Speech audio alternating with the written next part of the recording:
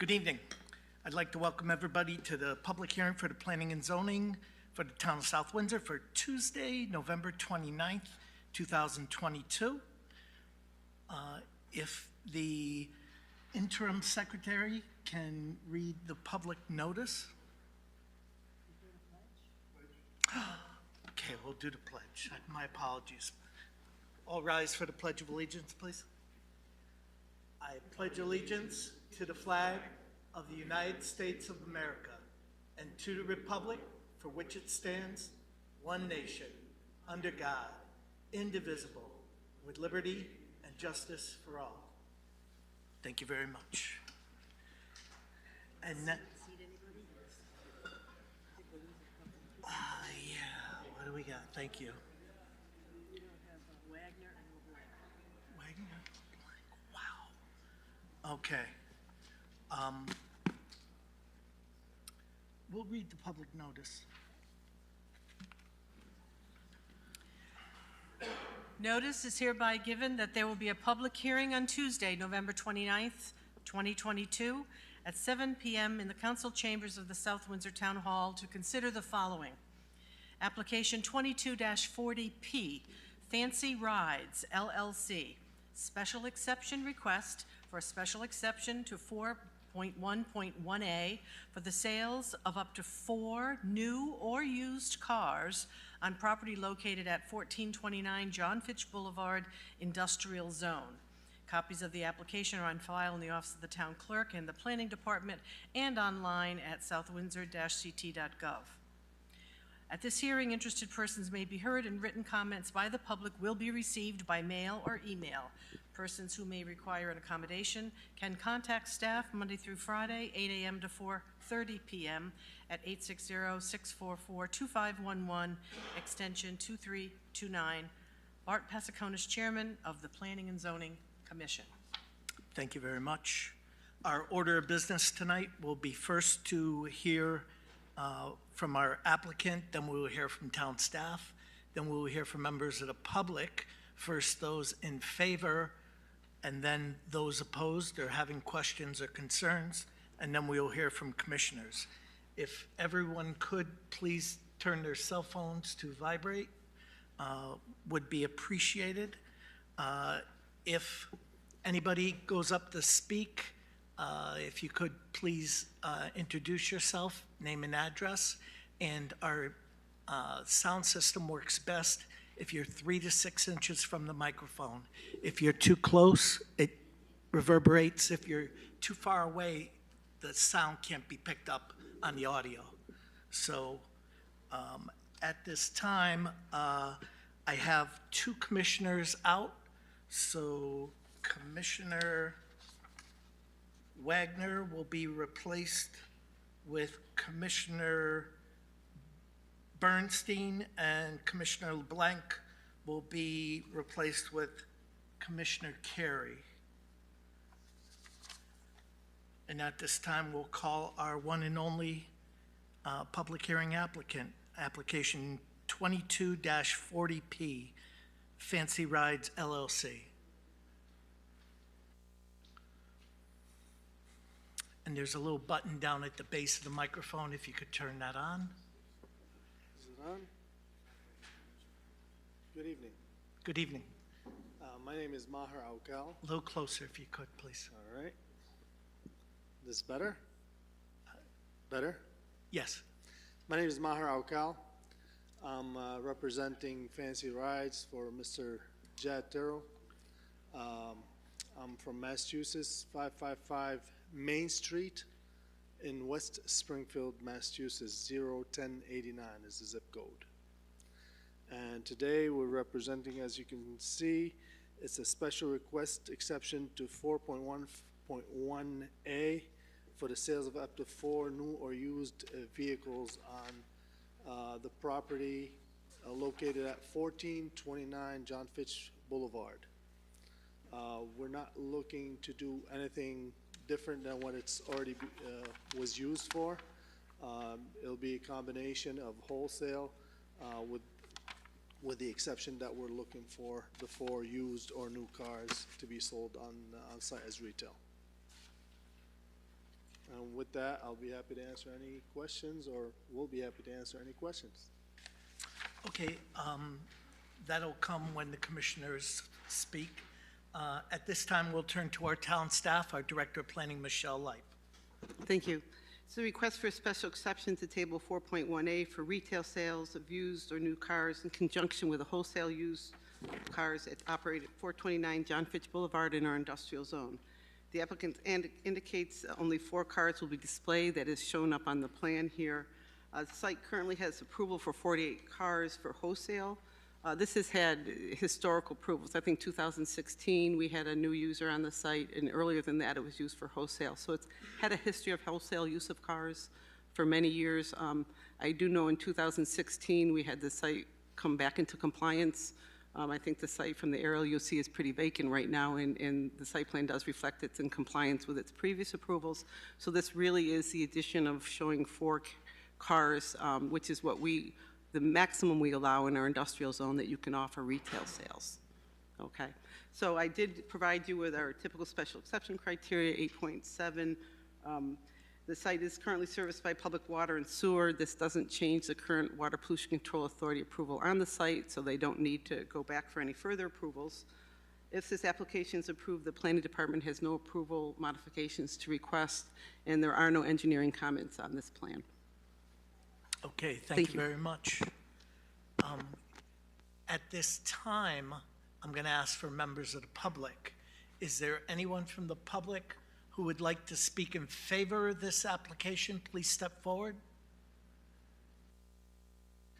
Hearing none, is there anyone from the public who would like to speak against or have questions or concerns? Please step forward. Hearing and seeing none, I'll turn to commissioners. Commissioner Bernstein. So if I'm understanding this, you normally have space for 48 vehicles, and those 48 vehicles are wholesaled. Now you're allocating 4 of those spaces for retail. Yes. So at one level, I'm scratching my head wondering why this is even before us. The only thing I can imagine is that because they're for retail, it's going to bring traffic that you didn't previously have. Would that be fair to say? It would be for the retail traffic tonight. Yeah. Yeah. Are there any other changes or things that will make the situation different other than more retail traffic? Not at all, just for the retail traffic, that's about it. Nothing else changes at the location. Do you have traffic when you're wholesaling, or is that like just done over the phone? Typically, wholesale is done over the phone unless you do large quantity, like, somebody cars, 10 cars or Yeah. whatever, they come in and they take a better look at the cars close by before they make the final decision. What we mean by wholesale here, the majority of it, because the proximity to the auction, Yeah. we will be using the location as a whole location for our other areas in Massachusetts. So we'll be hauling cars in and out of there for that purpose. And while the staff is there, what we're looking for is to have 4 retail spots there that we can better utilize our staff for. That's all I have. Thank you. Commissioner Cavagnero? Thank you. Similar question. The only thing I was going to ask is, since again, looking through everything provided for us for this, I assume you don't have any projections of how many cars will be going in and out each day, unless that's not, a needed statistic. I'm just curious if you know how many will be coming out, in and out each day. Right now, with 4 retail cars being there, unless they're sold, there'll be 44 cars coming in and out. Not every day, obviously. Well, we wish it would be every day for business sakes, but it'll be any of the 44 cars, depending on the market. Well, I think what I'm trying to ask here is, hypothetically, let's say someone wants to drive into the lot, let's say I'm a potential customer that's going to input for some of the traffic coming in, and then I leave later that day not buying a car, so I would leave, so it'd be one car coming in, one car coming out. I'm just asking how many cars you're projecting for, you know, input and output of traffic for your lot each day. That's merely just what I'm asking. Well, it's, again, it's similar to any dealership. This is our first time at this location. Initially, we don't project any retail customers going in and out. It's gonna be mostly wholesale, but you know, just looking down the line in the future, we would like to sell a car here, a car there. We're not gonna be really aggressive on the retail, from a retail standpoint, because most, like I said, this lot is gonna be used mostly for our wholesale customers that are close to the auction and to hold some of the inventory. For example, tax season's coming up, you hold, you know, a few cars there for the other retail lots. I mean, if you've been to this particular location, the majority of it is inwards. It's not really, doesn't lend itself to retail. So that's why we chose that location. It's kind of a hidden, it doesn't show too much on the main road there. So it's safer for us than every, you know, the inventory and everybody else, so. Gotcha. Yeah, that's all I had. I wasn't sure of that, so I figured I would ask, so thank you. Thank you. Commissioner Viteri? I think you answered. The only comment I would have is you don't see a significantly higher in and out because you have 4 retail spots versus the in and out you're getting right now, right?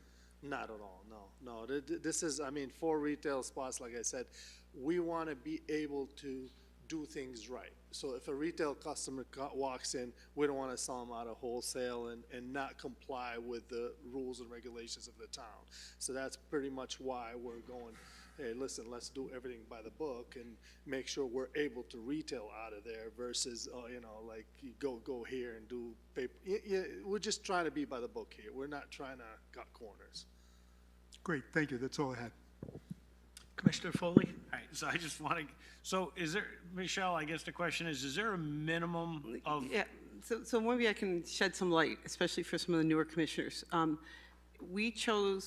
commission chose a couple years back to put in this regulation that in your industrial zone, that retail sales of cars was limited to having 4 cars. And part of the problem was it was a special exception use and you were getting a lot of pressure to turn industrial pieces into used car lots. And so you didn't want that. And we were seeing it more and more, and particularly just like these gentlemen want, you know, when you have a business, you want to be able to have the ability to sell a couple of them here and there. So the commission settled on the number of 4 at the time we put this text amendment in place. I want to say 3-4 years ago. But it was as a direct result of having a lot of pressure of turning industrial land into used car lots. Let me see, may I ask a question? Is Mr. Foley in favor of more retail cars there? No, basically what it is there's 48 cars for sale. So if somebody, you're not going to have 4 displayed cars go, these are the only retail cars, because if somebody walks in and goes, oh, I want that one way back there, you're definitely going to say, okay, yeah, we can sell it to you. So it's, Look, I'll be it's the ability for us to grant you the permission to sell retail. It's not 4 cars, it's 48 is what it is, basically. No, I think it says a display of 4 cars, so you know you can't have more than 4 out there front with the tags on it. That's what I'm saying. right. It's for everything there. I just wanted to be clear and upfront. That's all. I'm good. Commissioner Dexter? And kind of just off of Kevin's point, we've had other used car facilities in town that start off with a set number, and then 6 months later you drive by and there's a whole lot more cars there than we approved, and it becomes a compliance thing, and it's very difficult. So you have 48, and Yes. you really are going to keep it at 48, not 50 or 50? It doesn't fit 49. Okay, all right. So then I think we're at 48. it's a non-issue. Yeah. Thank you. Commissioner Carey? I don't have anything. Commissioner Quarishi? I don't have anything either. Okay. This is a request for the sale of 4 cars. That's understood, correct? Yes. Okay. Which 4 spots are you choosing for those cars? They're on the plan. Yeah.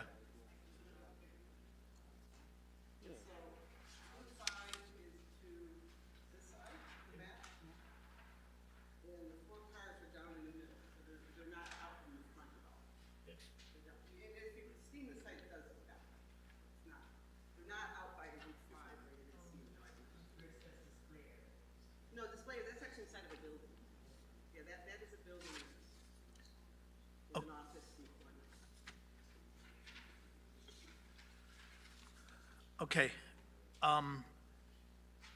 The regulations are really clear about the sale of 4 cars. That's all that's allowed in the industrial, correct?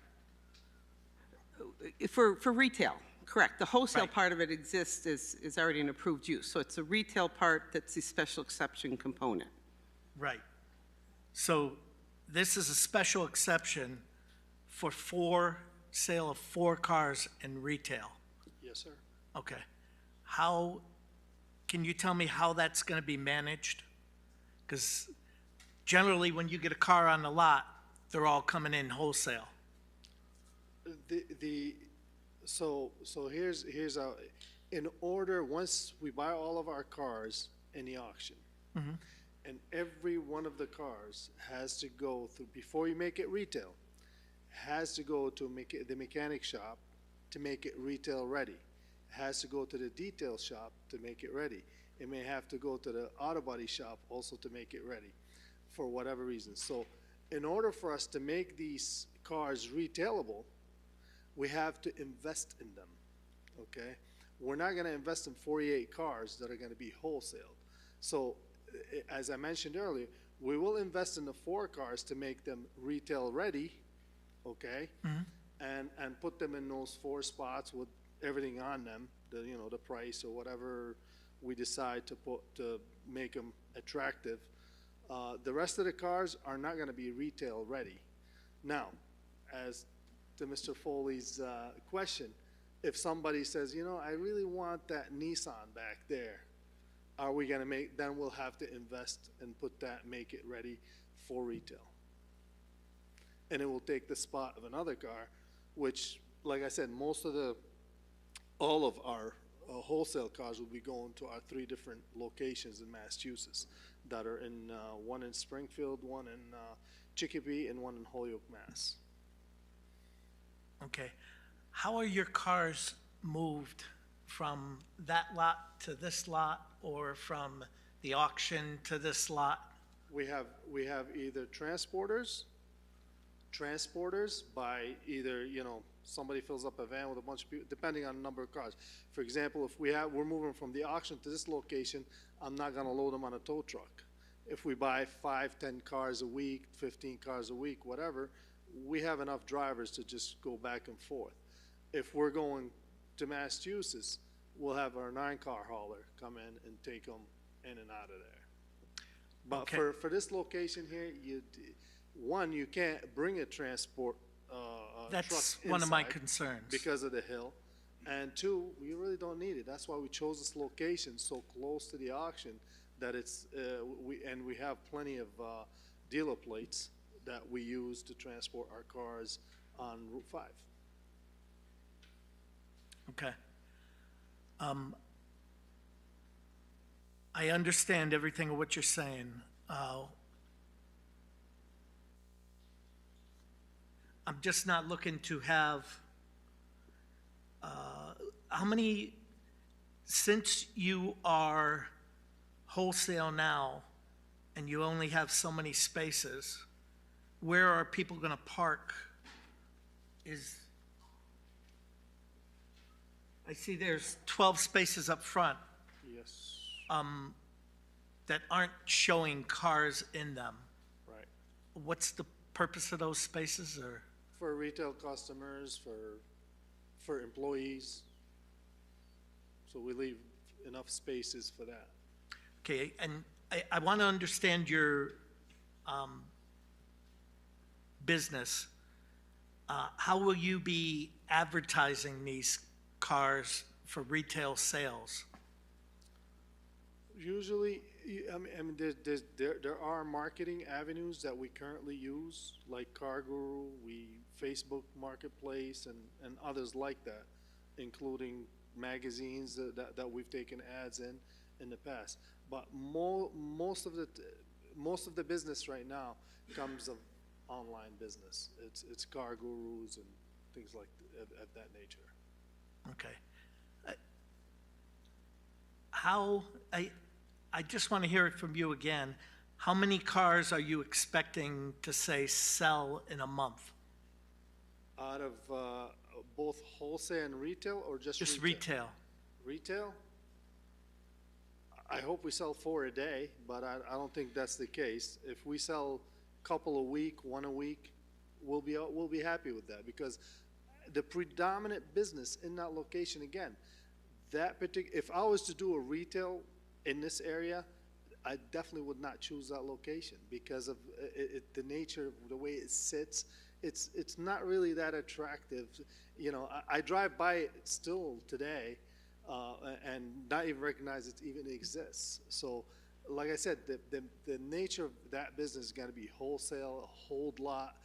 But again, we're asking for the 4 locations to utilize our staff, to make sure we have a name in Connecticut, which this will be our first in Connecticut. Okay. I mean, we've worked with other dealerships in Connecticut. We know the drill and what we have to do to sell cars here. We're very experienced at that, but it's our own, to have our own location, this will be the first. Okay. I think that concludes my questions. Does anybody have any follow-up questions or anything? If not, staff, is there any reason to keep public hearing open? Okay, if All set. there's no reason to keep the public hearing open, we'll close the public hearing at 7:22 and address this later on in our agenda. Thank you. Thank you very much. I appreciate it. Okay, our next item on our agenda is our regular meeting. We'll call our regular meeting to order for Tuesday, November 29th, 2022. Our first item on our agenda is public participation. Is there anyone from the public who would like to speak on something that is not on our agenda tonight? Please step forward. Hearing and seeing none, we'll move into our new business. Our first application is application 22-28P, climate-controlled vertical self-storage. I take it you're representing the applicant? 1 second. 1 moment, please. Technology. Sure.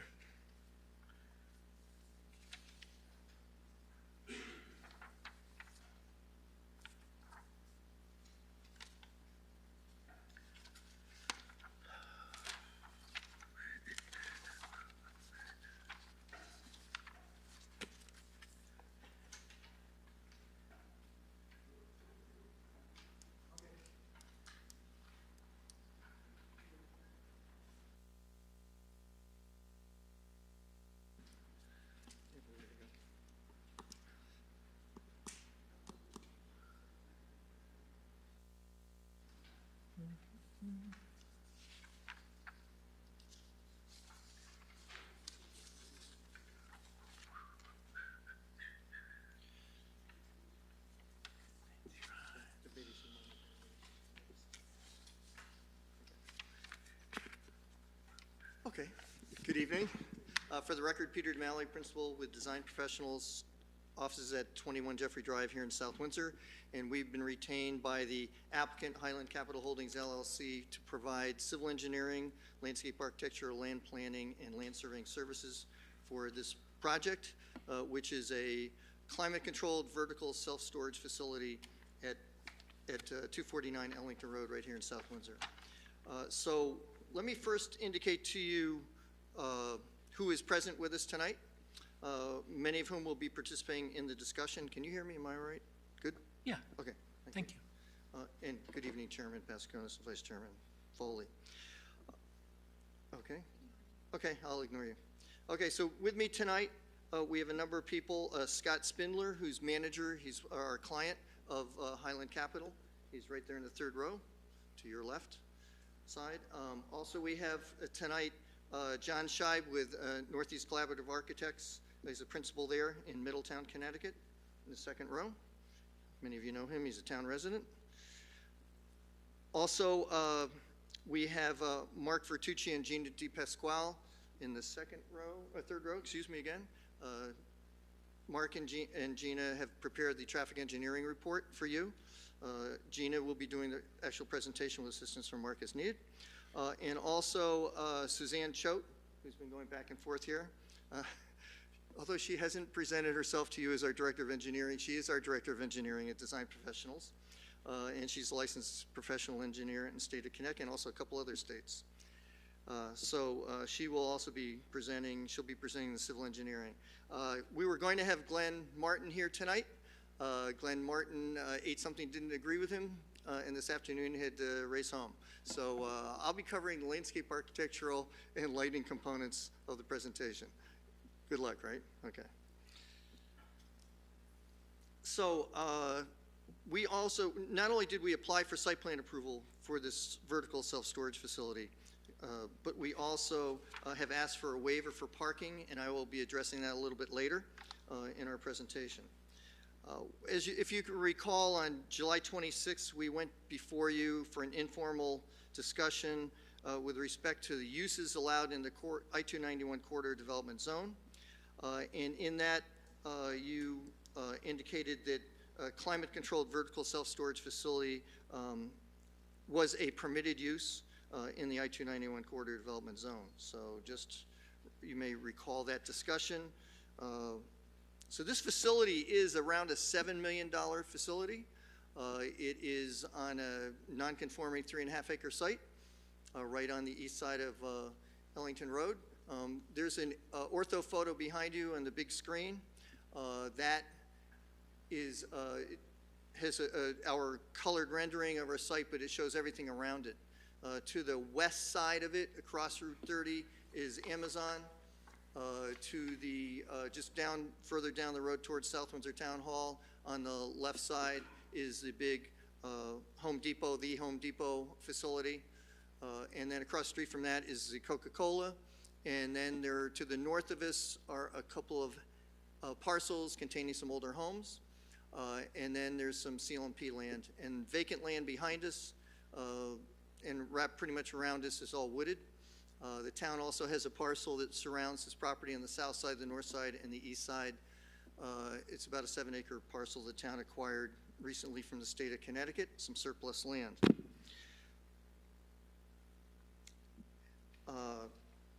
The corridor development zone encourages creative design proposals seeking, and quote, really, the highest and best use, which is unusual to see in zoning regulations, but the highest and best use of the land, providing development flexibility, allowing the zone to be responsive to market trends, and helping the town realize optimum economic returns. This is an economic development zone, no question about that, among other criteria. And later on, you'll see that they generate negligible traffic.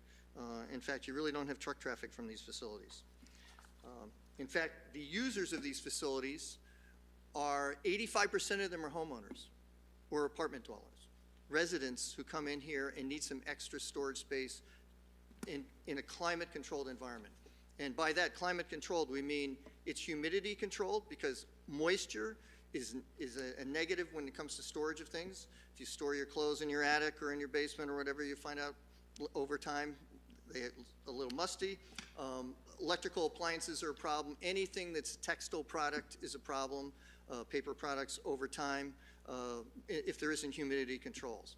Also, if there isn't the temperature controls that you have in climate-controlled facilities. So the typical self-storage, we've done 1 million of them. They're all over New England and, in fact, all over the country. Typically one-story buildings, often no electricity, no lighting, no heat, no humidity controls, no air conditioning, nothing. They're just a shell with a concrete floor and an overhead door. That's it. But these facilities are the latest facility to the market is driving this. People want a safe storage facility they can access most of the time, 7 days a week, and one that is high quality, and this type of facility will do that. That's why the price tag for this just shy of 100,000 square foot building is, as I indicated, about $7 million. So it is an expensive proposition on the part of our clients, but the market, we believe, is there, and so we're going to go forward with this. I mentioned to you what's around us, but zoning, it's 100% corridor development CD zone, which is the economic development zone. The two houses to the north of us lot to the north of us, the second and third lots to the north of us are non-conforming uses. But everything around us is in the corridor development zone. Even on the other side, just across I-291 on the south side of our site is what used to be called DST Output. We designed that facility. In fact, you can see on this ortho photo, you can see the big detention basin and we call the moat around it. But that is now Broadridge. It's a big, beautiful complex just on the other side. Again, economic development, trying to maximize the tax revenue to the town from these facilities. Let me go to the site layout here. Let me switch exhibits here. Let's see. Okay. Is the next one down? Okay, thank you. Okay, and everyone has an 11 by 17. If you don't package, we have extras. We have plenty. Everybody's got them? Okay, great. So as for the site layout, we're proposing, as I mentioned, 4-story climate-controlled vertical self-storage facility. It's actually 99,200 square feet in size, just shy of 100,000 square feet. It will have a 24-foot wide circumferential drive around the entire perimeter of the building. So you can drive all the way around, drive all the way out. It will have 2 access driveways for loading and unloading. So you drive up, and as I said, 85% of the tenants in here are residents. They're not businesses, and they drive up in their car. Virtually all the vehicles coming here, vast majority are cars and SUVs and pickup trucks for homeowners is what we have primarily, and that's about 85% of it. There are 15% approximately is some commercial uses where they have small storage requirements in a climate-controlled environment. As far as vehicles that come here, they are the small cars, the SUVs, and the pickup trucks are the predominant vehicle that comes in here. Occasionally, Scott, I think you're indicating roughly once a month or something like that, maybe a box truck? Yeah, box trucks will be a little over, very rarely. Okay. Excuse me, I'll repeat what he just said. please. Okay, Scott Spindler just indicated that a little bit more frequently than one a month, but box trucks come in. They're not huge trucks. They come in periodically, but they're not all that common on the course of the month. So we're not talking about tractor trailer rigs coming in and out of this place. They never see those. We have, however, designed it in case a WB-50 comes in there, but we don't see it, and he doesn't see it, and our client said not to expect any of that. So it's 99,200 square feet. I indicated the drive, and the vast majority of people they drive in to the facility. They're either unloading or loading, and they do it at those 2 driveways in the northwest corner of the site that go right to the building, and they park the vehicle there, and they can accommodate 2 vehicles at those locations. So we have the 12 parking spaces in the park, the separate distinctive parking lot in front of the building, and then we also have the 2 driveways go up to the building. That's where people back in and they unload or load their vehicles, and then they take off. That's a vast majority of the traffic that comes in and out of these facilities. There's a water quality basin at the southwest corner. Also has detention capabilities. The building that John Scheib will be reviewing with you has 3 towers and is at the corners, 3 of the corners, and is quite attractive in my estimation. I think you'll agree with me. Hours of operation are 6 to 11, 7 days a week. So you can get access to your space 6 o'clock in the morning all the way up to 11 p.m., and that's 7 days a week, 365 days a year. The staff is usually only 1 person there. So that's generally 9:30 to 5, Monday through Friday, and 9:30 to 2 on Saturdays. They won't always be there, but that's expectation, especially as we ramp up. But there will be a staff member there most of the daytime hours. They'll be there. They can show people units if they'd like that. About 75% of the units are leased online. They don't see them. They just select a particular unit. They pick from it, and off they go and make their payments, and they get their app so they can access into your unit.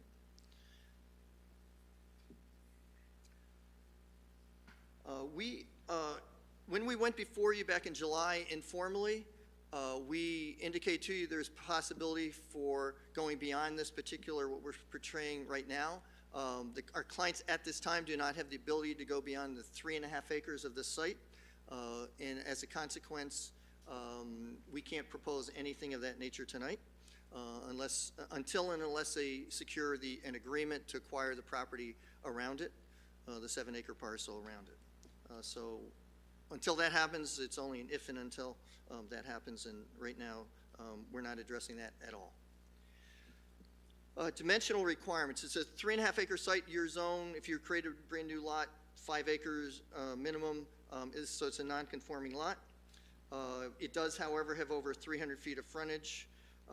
It has, our front yard setback is just shy of 100 feet.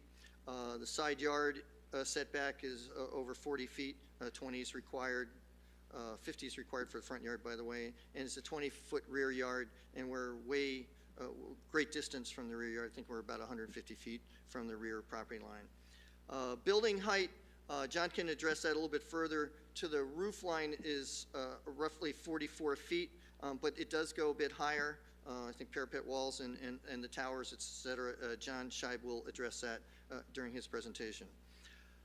It is 4 stories, as I mentioned previously. You can have a building as high as 60 feet or 5 stories in the corridor development zone. Impervious coverage, 65% is allowed. We're at 39%, so we're not covering everything with pavement and buildings, not even close. Parking required, although we've asked for a parking waiver, and I'll discuss that in a little while. Parking is required is 28.32 spaces, rounded up to 29 spaces. We have 12 shown. We are convinced that that's more than adequate. We don't want to put more pavement down than we need to, but I'll address that in a moment.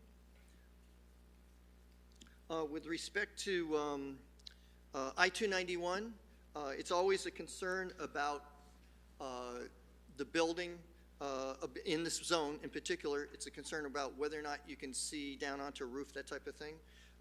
The building, I-291 itself is roughly elevation 78. Our building, the first floor is roughly 15 feet lower. That's in elevation 63. And then the building, top of the building is roughly 110 to 112 feet high elevation. John can address that further, but so we're about 30 feet higher, the building, the roof of the building, the top of the building, about 30 feet higher, not including the towers, than I-291 westbound lanes as it's going by the site. Here's an elevation. Our office prepared this elevation, and it shows I-291 on the extreme left side. There are trees along 291, the state-owned land. There's trees in the town-owned land adjacent to that, and then there's our site, which will be opened up, and then our building. So it's roughly 30 feet higher, not including some of the projections on it, than motoring public, than the travel lane at on I-291 westbound. So it'll be considerably higher as the regulations encourage, and as we explained to the commission at our informal discussion previously. Okay, I'm going to look into the parking waiver. A couple things with respect to that. We have, as I indicated, we have 12 parking spaces on the west side of the building out front, and it will be, there are also, besides that, there are the 2 spaces that the town engineer has requested that we stripe in front of the entrance doors for loading and unloading for each of the entrance drives. So that's another 4. So we actually have 16 parking spaces. And 28.32, rounded up to 29 spaces required. So we'd be short 13 spaces in order to meet your requirements. We don't need any, the 12 is actually excessive for our facility based on the 15 facilities that our client has operated, built and operated. And as a consequence, we don't need it. One purpose of of a waiver is you don't want to have excessive runoff, you don't want to have excessive pavement for a use that doesn't need it. You just don't, these parking lots aren't used. People come and go, and they go to the driveways. People would come would be those, the 25% of the people who want to tour a unit and go see their unit, that type of thing with employee. They want to go to the office for some reason out front. So that's, we really don't need any more than that. And Fuss and O'Neill, Gina will review something she has from ITE with respect to parking, suggested parking amounts, but it's lower than what we're proposing, the 12. So we are requesting a waiver. If you decide, even though we don't need it, and these guys are professionals, they operate them all the time, even though we don't need it, if you decide you'd rather have us not grant a waiver and show reserved parking on the plan, we can do it on the south side of the building. That's not a problem. They're just not going to be necessary. So it's at your discretion. We'll leave it to you. But we don't think there's any need whatsoever to have even reserved parking. With respect to a dumpster, we don't have dumpsters on the site. The people, they come and go, they take their stuff out of their unit, and they load it into their unit. All the cleaning has been done either by their staff or vendors who clean the unit. When it's all done, they clean it out. They take away any trash that's left over. There is a small rolling dumpster that they use for the office for the very small amount that the one employee who's there typically will generate. Very few people go into the office, but there is a small roll-off dumpster, and that'll just be put curbside for pickup through a vendor. That's all they need. They can't have a big dumpster. People cleaning out apartments somewhere else bring all their trash there. You can imagine the volume of stuff. They want a nice clean site, and they keep it that way. They will not have an outside dumpster, so we're not going to have one. With respect to irrigation, we represented to you in our informal that we were going to irrigate the front portion of the site. That's all the landscape materials in the front, which I'll go over in a minute. And we will, the lawn and landscape areas, everything in the front part of the building, but the landscaping, the plant materials wrap around the northwest and southwest corners. We will have irrigation system for that. There was a comment from staff with respect to rear lighting. And I'll go through the lighting in a minute, but just to comment on that, if we ever get to expand the building, it would go to the east. It's the only way it could go. The only thing in the rear, there's no activity in the rear. It's just somebody driving on the driveway around. If you feel that we need to have lighting back there, the only reason I can think of it would really be for security. If you feel that you think we should have lighting back there, we can put some wall packs on the building, one or more, try to locate them where they wouldn't be disturbed in the event this building were ever to be expanded. We don't want to put them along the driveway because if this building ever were expanded, we don't know that. They don't have the ability to do that at this time. But if it were, we'd just be ripping it all out. So we'd rather not do that. So if you want us to have that in the back, we don't feel it's necessary. Our client doesn't feel it's necessary, but they're willing to do some wall packs in the back on the building if the commission so chooses to require that. Let's see, we covered that. Okay, so truck turning movements. Did that end up as an exhibit here? Okay. Okay. We are not expecting any tractor trailers in here at all. But we looked at it from perspective if a WB50 comes in here. This is not a distribution center, it's not a manufacturing center, it's nothing to do with industrial. If one happened to get in here, this exhibit portrays a WB50 and how to go all the way around the building, in and out, and there's not a real problem doing that. If one happens to come in there, but they're a very, very rare exception. In fact, have you ever seen one do that? Okay, Scott's representing, he's never seen one. He has 15 facilities, never seen a WB50 or large tractor trailer come into the facility. We just show that if the one gets in there, they can get out. So that's what that exhibit shows. I think we're going to go to next, we'll go to lighting, and I think I'm going to do the landscape architectural plan also. So let me see if I can find this right here. No, I have to go to, all right.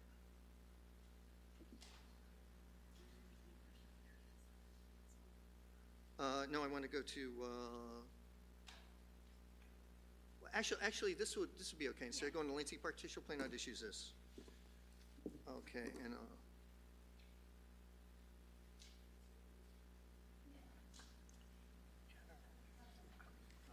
yeah, we'll use this color exhibit instead of landscape plan.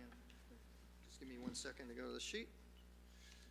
Again, I found out last minute that Mr. Martin was ill.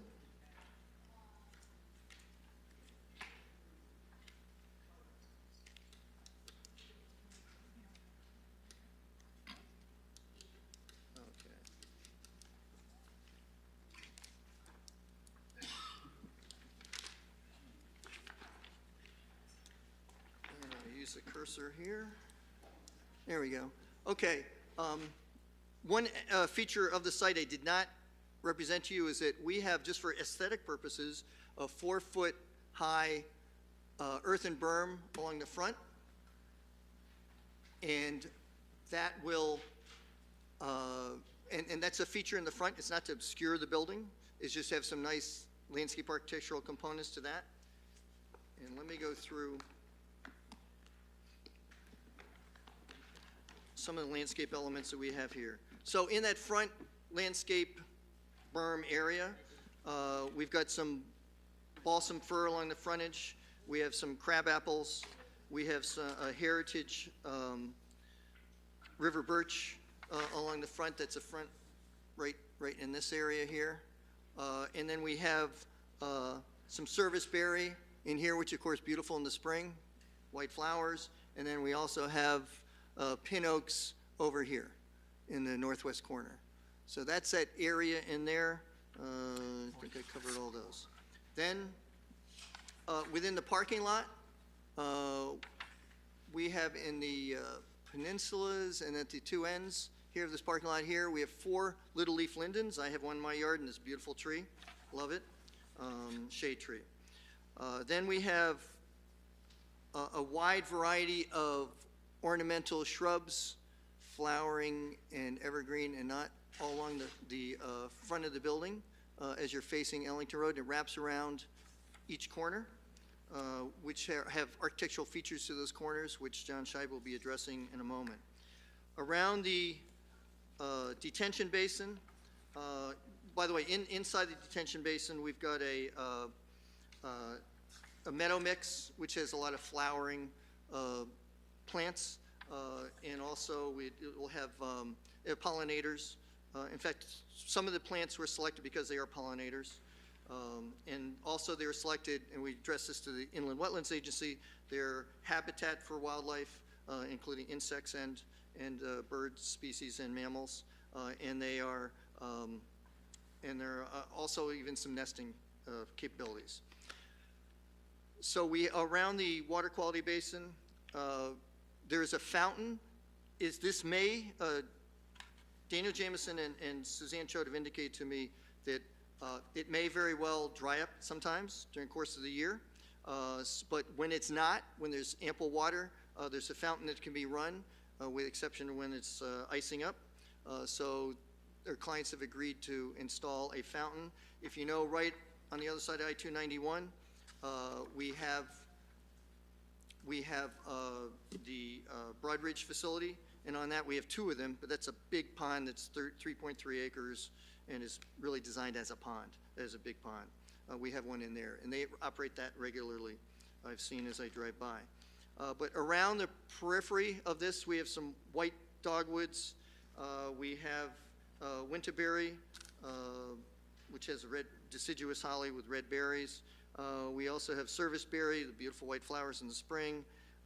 We have some viburnum, and we have inkberry, among other shrubs all the way around it. And there's another seed mix for around the slopes of the water quality basin. If we move over to lighting plan, we have fixtures that are all full cutoff fixtures. And those on the north side also will cut off completely, so no illumination will go on to the property to the north. But they're all full cutoff fixtures. We reviewed this with Architectural Design Review Committee a couple weeks ago, and I think they were satisfied with it. The only question was, as Michelle and others have indicated, they want us to consider putting in lighting in the back. We have no activity back there other than somebody drive around on the driveway. But if you wish to have it, we'll do some wall packs on that. And they're 25-foot poles for these LED lights. And if you look on the plan sheet CLT1, it shows you the luminaire.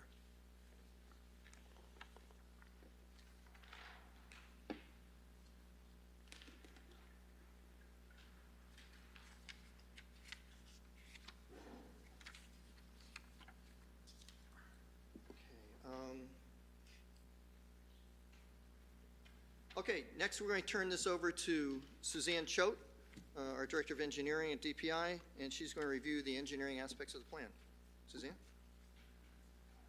Thank you, Peter. Now for the exciting part. Just kidding. The least exciting part. Anyway, I'm Suzanne Choate, professional engineer, as Peter mentioned, in the state of Connecticut. For stormwater, I'm just going to use this exhibit. For stormwater design, we had two design points. One is the drainage swale along Ellington Road that leads into the system of Ellington Road, and the other drainage design point is this drainage ditch along the edge of 291. Review of online mapping from the Yukon Echo, Connecticut CT Echo indicated that all flows from the site ultimately drain to the Podunk River. To attenuate peak runoff conditions caused by the proposed development, we are proposing a water quality basin at the southwest corner of the site, as Peter mentioned, with a fountain. The water quality basin was sized to ensure that no peak flow rate leaving the site will be equal to or less than, well, it will be equal to or less than the existing conditions. The water quality basin was also designed with a 2.5-foot deep wet pool volume capable of storing over 100% of the determined water quality volume for the area draining to it as recommended by the 2004 Stormwater Quality Manual. See, I told you it was exciting. We're also proposing a 4-bay capable of storing over 10% of the water quality volume as recommended in that same manual, and that is just above the main water quality, the main basin, so it treats the water before it gets to the main part of the basin. For erosion controls, all the measures proposed, and that is ES1, sheet ES1 if you care to look at it. They're all proposed in accordance with the 2002 Erosion and Sedimentation Control Guidelines. And we have approximately 3 acres of total disturbance on this site to accommodate our proposed development. Temporary measures include an anti-tracking pad at the entrance, a silt fence along downhill portions of the proposed disturbance, diversion swale, which will divert water around the development during construction so that we're not dragging water through the development during construction, creating more erosion, or preventing erosion in that case. Hay bales are proposed at outlets and inlets, inlet protection for catch basins specific for that use, stockpile area, which is also shown on the ENS plan, and a temporary sediment trap, which happens within that water quality 4-bay. Permanent measures include riprap aprons and preformed scour pads at the outlets and inlets in that basin. Sanitary sewer will be handled with a pump chamber, and that we'll have that connected to the existing recently constructed force main in Ellington Road. The generator will require the pump will require a generator, which we will put on the plans. There's an existing hydrant along Ellington Road that will need to be relocated for this driveway location. So that will be relocated. We're bringing in fire and water service to the building. Gas service will have to come across the road, so we will have one road cut across Ellington Road, so we'll have to mill and repave that. We did receive some initial comments from Mr. Doolittle, which we have addressed. He has subsequently come back to us with a couple of things. There's just a couple of points I want to mention. The DOT, our outlet location, we discussed with Connecticut DOT District 1 before we located it. It would have been our preference to go to outlet right into the ditch, but that is not what they require. So we are connecting through their system in the road to, it leads to that ditch. It ends up in the same place, but that was what they're requiring. There was a comment that came to us about the 36-inch plastic manholes. We have 2 of them connecting the roof leaders to the rest of the drainage system. And both Daniel and I believe that 36-inch manholes will accommodate the pipes coming into them, but we will up that size if required to do so by the town engineer to a 48-inch manhole, so that we have some extra space between the pipe connections. Our storm drainage, including the detention basin, were designed to handle the 2, 10, 25, 50, and 100-year storms. Town standards for public improvements are to have 1 foot of freeboard in catch basin structures, and that is for public utilities. On our site, we have a couple of catch basins that have slightly less, a little bit less than 1 foot of freeboard. So freeboard is space between the water level in the basin during a storm and the top of the catch basin. So that public improvement requirement is for you to have 1 foot, and we have a couple of basins that are less than that. The only time that we will be get any ponding on site is in the 100-year storm, and the calculation is 1.5 inches above the grate on 2 catch basins for 30 minutes. And I know I wouldn't be driving in a 100-year storm, if you can imagine, with it, like you have to pull over on the side of the road type of rain. So in those cases, if that does happen, I know our climate has caused some abnormal storms, but they're short-lived, and for 30 minutes you would have 1.5 inches. And the spread of that would only cover the catch basin top. It wouldn't go into the travelway. That's all I have. Next. Okay, Gina Di Pasquale from Fuss & O'Neill is going to address her traffic report.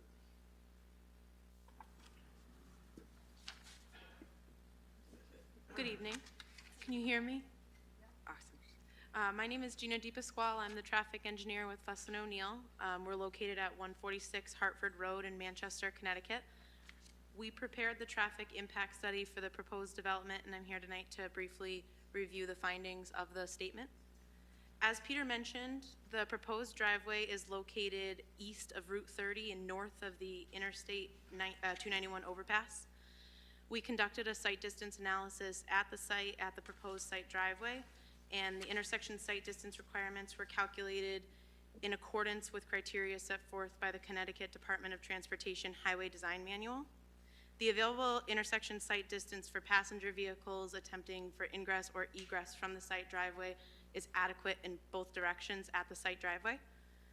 And we also conducted a crash analysis along the site frontage in addition to 500 feet in either direction on Ellington Road. The results of the crash data analysis discussed that there was an average of 1 crash per year over the 3-year review period. There were no crash patterns that were identified within the review area, and the minimal increase in development traffic is not anticipated to impact the roadway safety. For the trip generation, we utilize the Institute of Transportation Engineers Trip Generation Manual. This is an industry-wide publication for determining trip generation. We utilize Land Use Code Mini Warehouse for this facility, and it is proposed to generate a morning peak hour trip generation of 5 vehicles entering the site and 4 vehicles exiting the site, and in the afternoon, 7 vehicles entering the site and 8 vehicles exiting the site. Based on the overall analysis, there's no noticeable increase of traffic on the roadway network, and the proposed development traffic will be de minimis and can be safely accommodated on the roadway network. I would also like to note that the proposed driveway is located on Ellington Road, which is State Route 30, and is operated and maintained by the Connecticut Department of Transportation. So the construction of that driveway will require a submission to the District 1 office for an encroachment permit review, and at that time, the overall project will be reviewed by the Department of Transportation. In addition, in response to the comments from the Town Planning Department, our office reviewed the Institute of Transportation Engineers Parking Generation Manual, which is also an industry-wide standard for parking generation calculations. And the manual indicates that the 99,200 square foot mini warehouse facility will require a demand for 10 parking spaces during weekdays and 9 spaces on Saturdays for the average peak parking demand. So the 12 marked and the 4 additional spaces will be in excess of the peak conservative demand of 10 spaces on weekdays. And that concludes my presentation.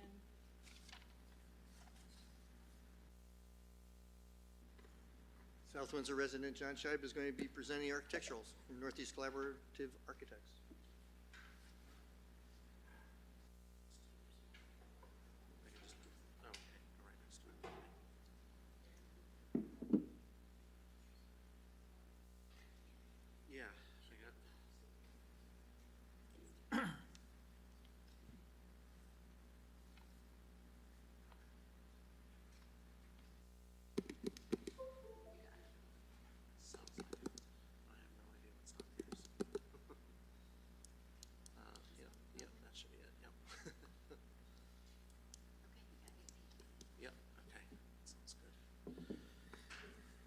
Good evening.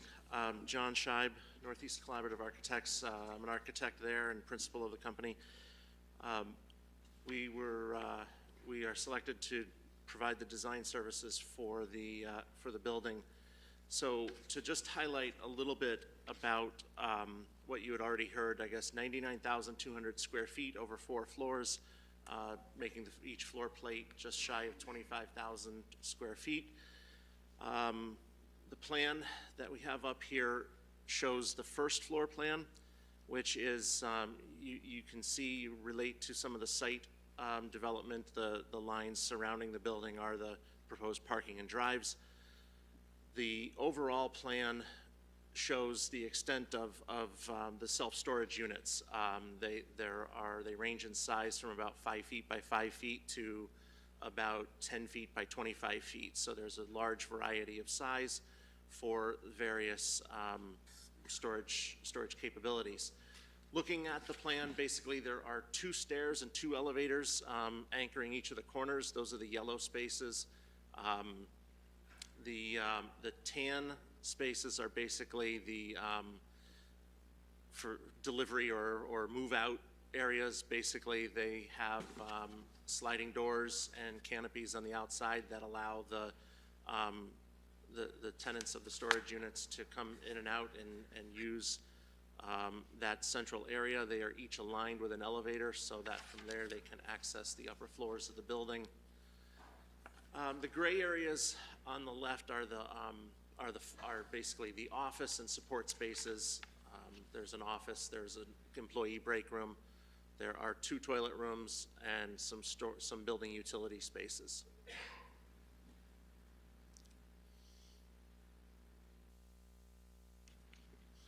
So on the elevations, looking at the elevations of the building, I should point out that this is the presentation that was done for design review with an addition. There's an addition at the end that design review requested, so we added that into the presentation. But effectively, the building is a metal panel building.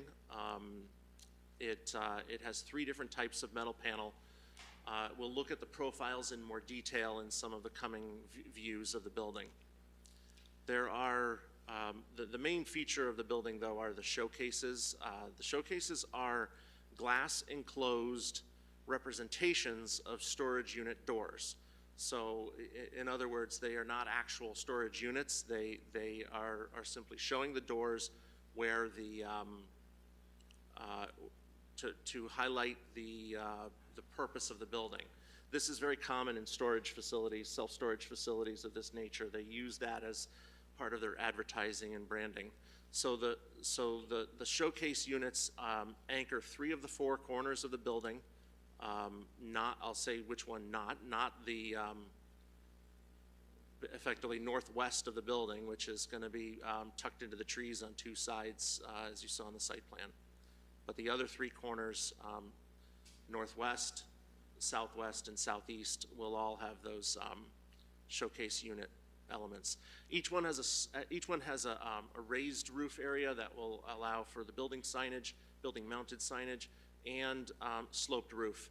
Along the south side of the building, you see a screening element. There's a metal screening element that extends above the main roof line. It is pulled back a number of feet from the facade of the building. And in one of the 3D views, we'll take a look at how that looks from the, or it doesn't look, it almost fades away, but how it will screen any potential rooftop equipment. The details of the climate-controlled aspect of this project are still in final review, so there are some different elements, but this will allow for screening of any potential rooftop equipment. So looking at some of the 3-dimensional views, these are basic 3D representations. Looking at the building, this is from the southwest, effectively as you would be almost a view immediately after you come through the underpass, the 291 underpass on Ellington Road. Pulled in a little bit from the street so we could get a glimpse of the building between the trees. There is a very defined tree line both between the state of Connecticut DOT right-of-way and some town-owned property that there's a thin sliver of town-owned property along the south boundary of our site. So as that site section showed, and I think we have another, let me jump to another view of that site section. You can see that width is pretty significant. There is the embankment along I-291, and then there is a portion of town property right in here that has some tree growth on it. So that's the view from the southwest. Building is pulled back fairly far from the street. That was one of the things that as we worked with DPI and the layout, noticed that as a factor. This is a view from I-291, so effectively from the southeast of the building. So from the westbound lane of I-291, you would see the building. Largely, you'd notice some of the showcase elements and slope roof elements poking up above the tree line.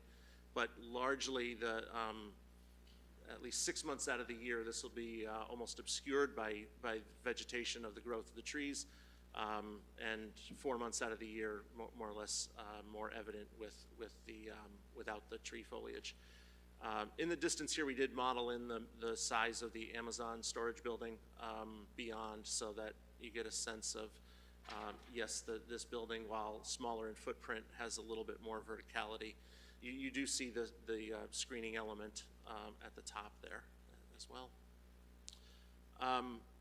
Then from the northwest, a view basically looking, if you were walking along Ellington Road or just coming southbound on Ellington Road there, but more or less some of those vertical elements again anchoring the corners. I should point out again, these project from the building very slightly, so effectively the storage unit door would be flush with the rest of the building, and then the glass element projects from that. The glass element also has some lighting, so that's the only lighting on the building would be the illumination of these showcase units anchoring each corner. So really from 291, you'll see the illuminated building signage and the signage of and the illumination of these showcase units at night That's effective outside of the site light poles. That's it for what we have on the building. Site section, again, I think is important because, as Peter had mentioned, we're about 15 feet up from the grade of the building, of the first floor of the building, leaving about 29 feet or so to get to about 44 feet of building height. And then we do have a small parapet wall, and then that screen wall would be about 7 feet high. Then, looking at the profiles of the metal panel, I think some samples had gone around looking at colors. We had the gray color and the green color that you saw in the 3D views, but basically the vertical panel, the vertical gray and green that predominate the second, third, and fourth floor of the building has this ribbed profile. On the first floor, it's mostly a horizontal panel in the dark gray color. That is also embossed, so that has a bit more of a siding or thin course masonry look to it that serves as the base of the building. And then again, those vertical flutes on the largely second, third, and fourth floor of the building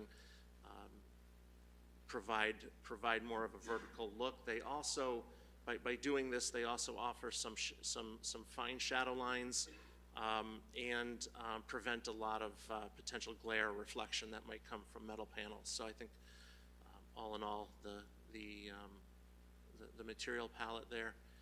So the design review had asked us to take a look at, well, what does a 4-story or a multi-story vertical self-storage building look like in general? And we went through some examples.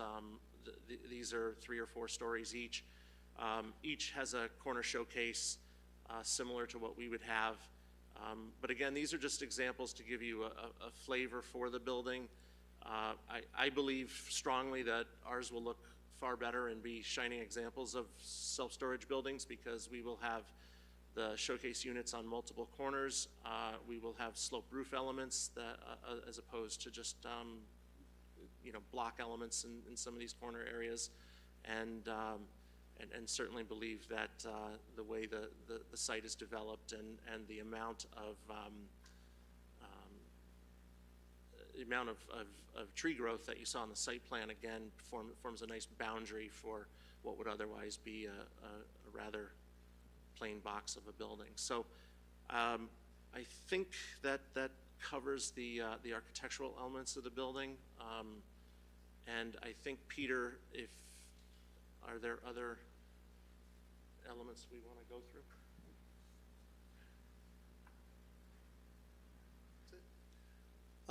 That concludes our presentation. Just to summarize a few things here, we have just shy of 100,000 square foot, 4-story climate-controlled vertical self-storage facility.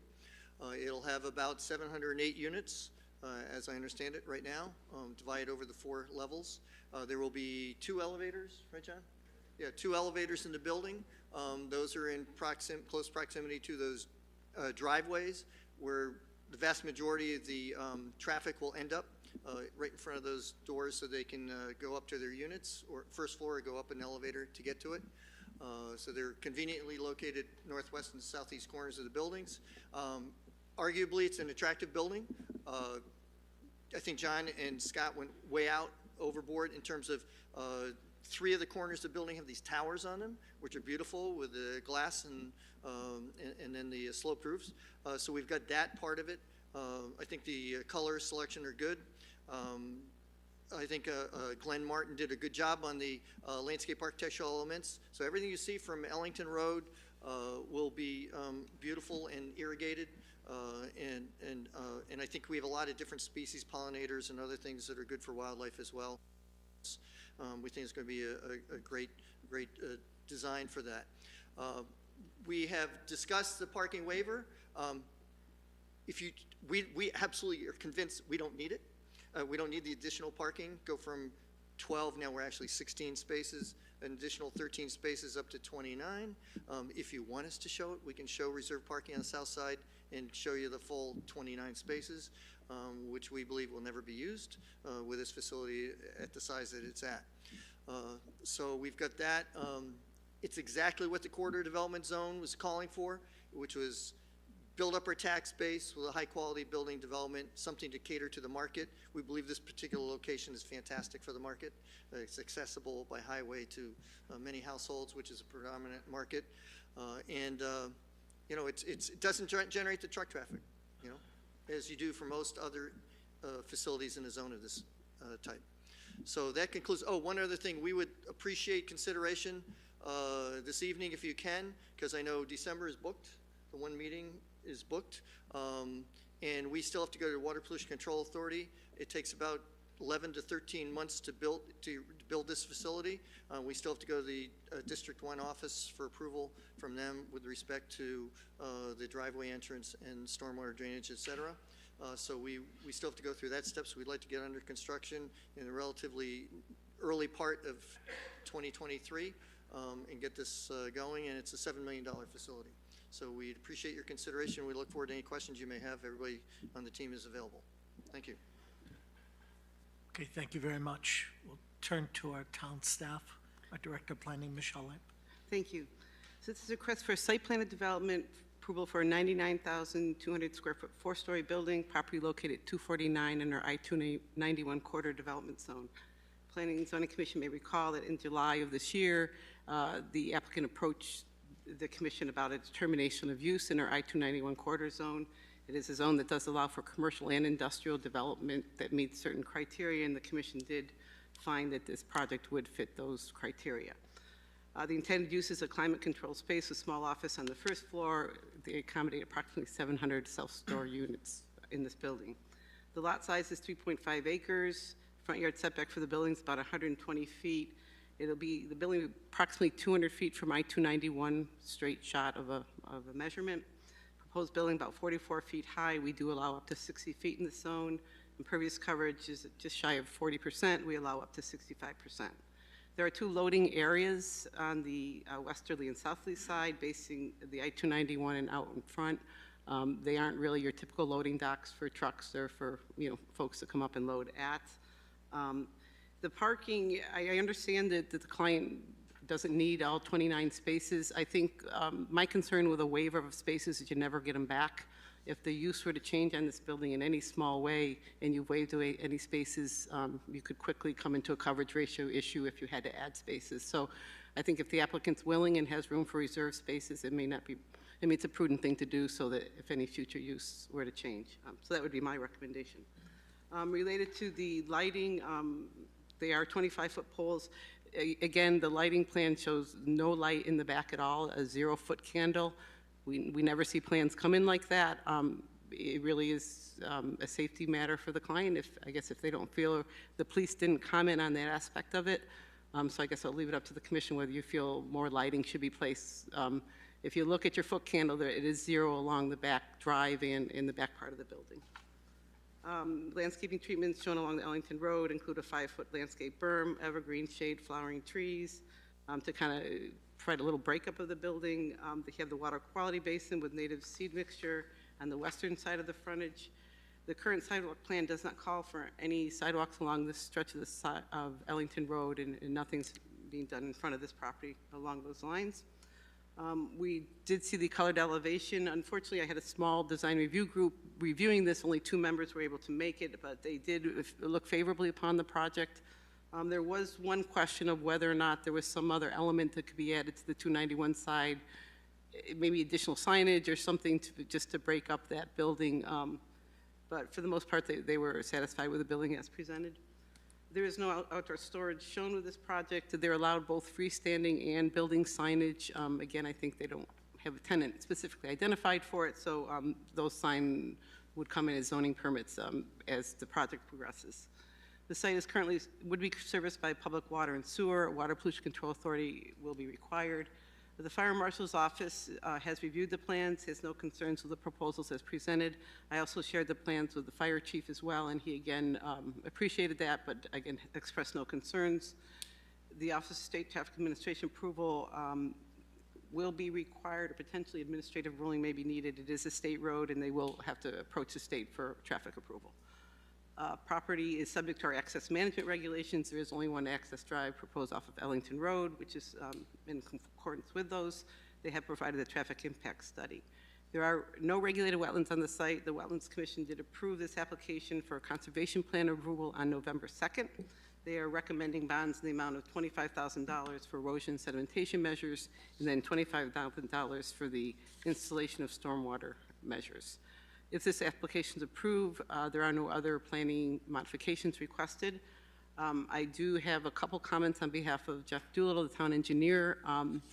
Again, he had shared several comments with the applicant. We got revised plans back, and there's 3 comments in particular that he wanted me just to make note of, and then recommended if the commission were to approve this, that they be subject to his comments being incorporated into final plans.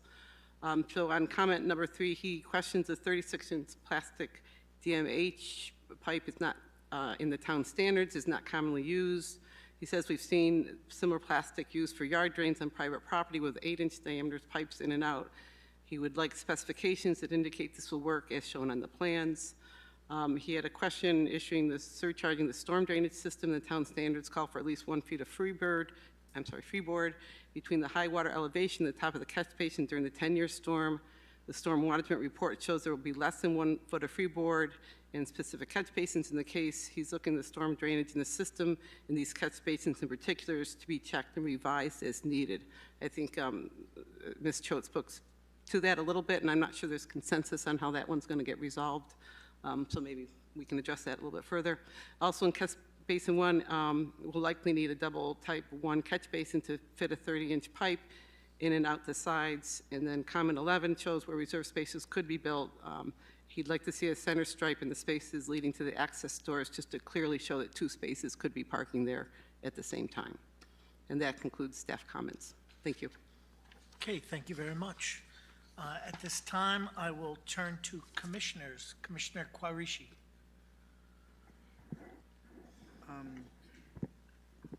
So were there closed-circuit cameras all around the building? Is that?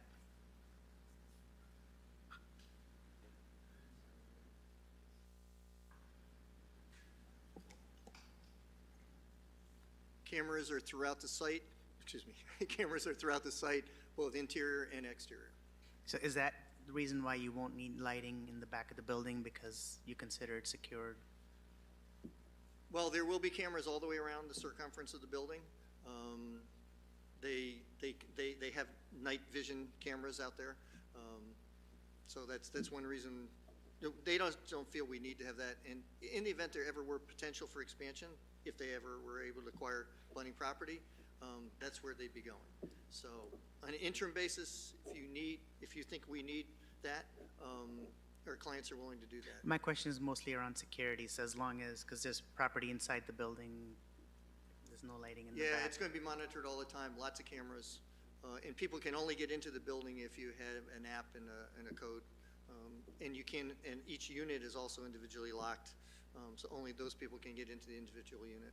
So they will have cameras all around. Okay. Yeah. And so you said that tractor trailers could come in, the large. Yeah, if a tractor trailer were to come in, we can accommodate it, but. Because they're moving companies that use tractor trailers. Yeah, but we don't see them coming in here. This is a different, if they're storing a household full of goods. But is somebody, so if one was to come in, there's always somebody there to say you can't park it here, you gotta do your thing and get out kind of thing, because there's no parking for the tractor trailers. If one were to come in, we have a 24-foot wide two-way driveway all the way around the building. They can pull off on the side, just like they do in these, that's the width of a lot of streets, right, around town. So they can pull off to the side, somebody still get around them. They could unload or load if they needed to, but it'd be a relatively small quantity because they're not real big units. So they just haven't, in our discussions with our clients, they've indicated that they don't see that at these facilities. But if one happened to come in, they can get out. Okay, thank you. I have nothing else. We don't have a special parking space for them. Right, There's no loading dock. Yeah, my concern was, what if they just hung out there for a long period of time, and if that's a concern or not. Well, it won't be there for a long period of time because they have cameras and they have staff. And the staff is going to be there basically from 9:30 to 5, and then they have monitoring the cameras. That's Monday through Friday, and then Saturday, 9:30 to about 2. And the cameras will be out there. So there's not going to be a tractor-trailer rig parked there on the site for any period of time, and they don't expect them in here. But if they do get in here, they can get out. Thank you. Commissioner Carey. So, in this area, there's no gates or anything to stop people from No. coming in? No, there's no fence and no gates. Okay. No. Commissioner Dexter. Can Scott come to the podium? Just because most of my questions are about the inside of the building. And I see the units are anywhere from 5 to 5 and 8, and 10 to 30 in size. And Yes, they're about, my name is Scott Spindler, Hi, Scott. 18 Seaview Road, Old Lyme, Connecticut, one of the owners of the project. okay. Can you tell me, does each tenant have a contract? Yes, Okay. And can you guesstimate what the average length of a contract is? Like, how long do people store things? yeah, these days in a facility like this, the average length is a year and a half or longer. Really? Right, Okay. and so that's one of the reasons we're kind of hesitant to put extra parking spaces in, is because we've built a number of these facilities. Generally, one of the kind of misconceptions about the parking spaces is that the people that are coming to use the facility are loading. They're coming to load in or out. Okay. And so the only reason for the parking spaces for the office would be if you had multiple customers coming to inquire. So they weren't customers yet, they might be customers. Okay. And these days, with contactless rentals, there's a surge in that type of rental because of COVID. A large percentage of people are just, they're renting online, and they get all their instructions, they pay ahead, they get their unit number, and they just move in. They Okay. don't need to come into an office. And so we never see 2 and 3 and 4 and 5 cars at the facility at one time. Everyone is in the loading areas. Got it, got it. Yeah. Is there electricity in any of these units? No, And there's no public Wi-Fi? there is no public Wi-Fi, no.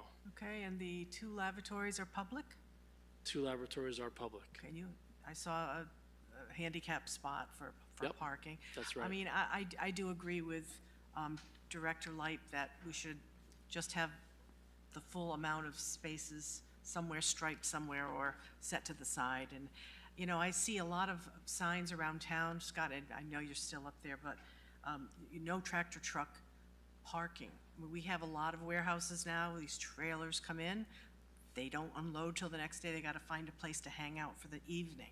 So I'm not saying they're gonna park behind your facility, but we should have at least the wall packs back there, so that Yeah, your, that's yeah. fine. I'm so not your gonna- security folks can see, Yeah, that's all. we're not gonna put up a big fight about 2 wall packs. Okay. And as okay. far as littering, because people litter, we don't wanna, have a bad-looking situation, that's in your contract, I would think, that, Oh yeah, and we're on top of the facility. We want it to look nice. okay. The employees are there on a regular basis. They're cleaning the facility inside and out if there's litter. Beautiful. Thank you, Scott. Yes. That's all questions. Commissioner Foley. Microphone, please. Quick comment on the lighting, seeing that on the south side loading area, you do have a walkway. So definitely gonna need a wall pack there just to illuminate that. You're open till 11 o'clock at night, so.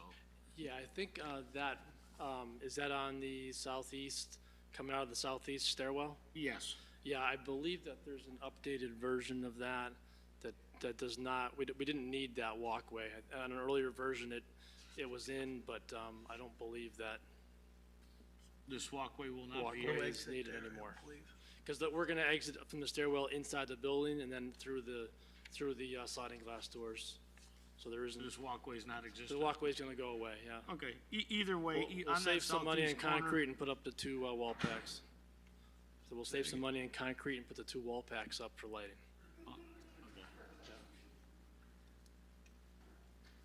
All right, and then, quick comment on the landscape. Appreciate the irrigation.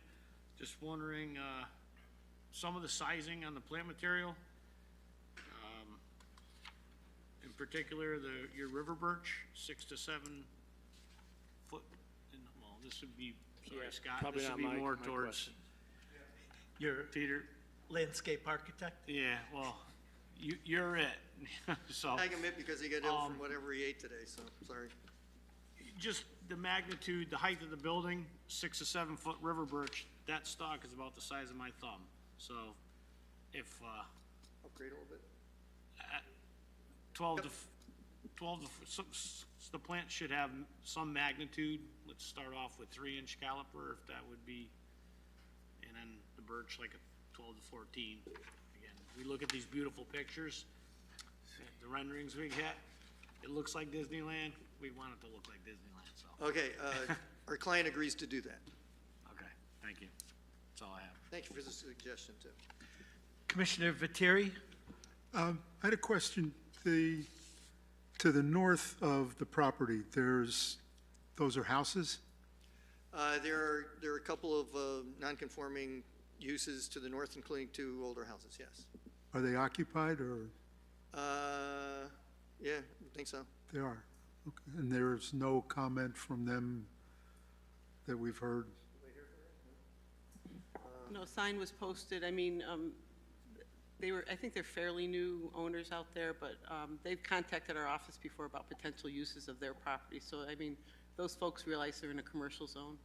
Okay. Someone, So it is a someone commercial, recently, okay. excuse me, someone recently told me that they'd been sold, or they're going to be sold. That's what I heard. Okay, so, but it is a commercial zone, right? It's not, oh, okay. Same zone, corridor development.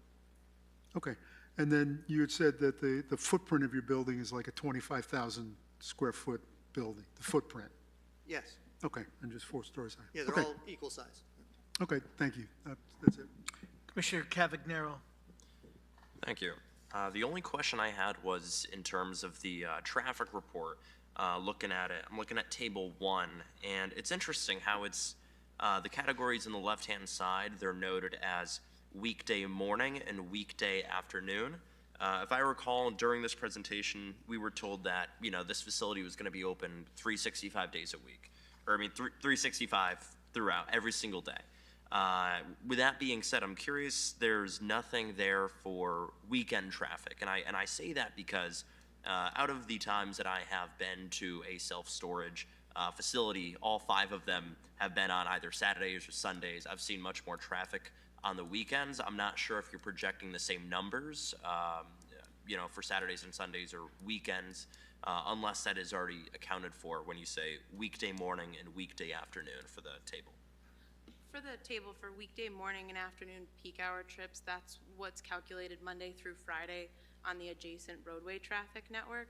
And for the peak hours, which is like commuter hours, so between 7 and 9 a.m. and 4 to 6 p.m. And that's typically the dictating traffic volume, like, for lack of a better word, almost like worst case scenario. So it's supposed to be evident of what would be like the maximum at that time, because that's when the traffic would be most influenced. Gotcha. So you have nothing for the weekend. I'm just curious then. No, we did not conduct the Okay. Saturday trip generation. Okay. That was the only question I had. Thank you. Okay, Commissioner Bernstein? Peter, I think you probably can answer all my questions. So when you started the presentation, you represented that you had a real good idea who the customer was. And I'm assuming that that's because your client has built a bunch of these. 15 of them. 15 of them, and there's no reason to think that the customer profile would be any different here than anywhere else. No, that's pretty much universally accepted in the industry as well. So it's primarily homeowners. 85%. Guys, people like us that are just storing whatever they need to store in a, And small volume commercial users who they have high level appliances, they need the climate controlled. They have some textile products that they want to store there. But we're talking about relatively modest sizes, and they Sure. can't, and they only have, I think it's a 7 or 8 foot high door to get in. So we're not even talking large volume items. They have to be relatively low profile in the unit. So on one of the examples that was shown, and I know it's not yours, but one of the examples showed garage doors. We don't have any. So if someone wants to store a classic car, for instance, they wouldn't be able to do that here. No, it's not designed for that. Okay. They're what, double doors, glass doors, I think? Yeah, double doors, glass doors that open up when they enter at the driveway entrances. Okay. That's where they go in, and they're not even high. So you go in and out, more residential scale. So I want to get, in my mind's eye, an idea for the expansiveness of this building. So the footprint's 25,000 square feet, right? Yes. Would that be similar to like a small grocery store, like a Whole Foods? Aldi's roughly 19,000 square feet. Okay. Roughly 19, 20,000 square feet. to So give if you an I idea. think about the footprint- Aldi's, it would be that kind of Yeah, a footprint? little bit squared out, right. About that size footprint, a little bit bigger. That helps. So you said the hours of operation are 6 to 11? The hours, 6 a.m. to 11 p.m., Monday through Sunday, 7 days a week. You can get access to it.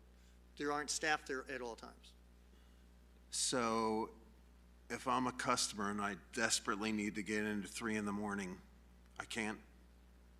The answer is no, 6 to 11. Okay. I got my, jewels hidden and I want to, run away to Bermuda or I can't, all right, I can't get in. And in the contract, it tells you the hours of operation. That's it.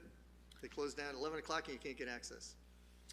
Last question, I think Michelle may have commented on this. So you said something about the fire marshal. Because when we were talking about the truck, being able to get in there, the tractor showed being able to get in there, I was thinking about, can a fire engine get in there? And I'm guessing that the answer is yes, so. Absolutely, yeah. Okay. That is all I have. Thank you. Thank you, Mr. Bernstein. Okay. I just have a couple things.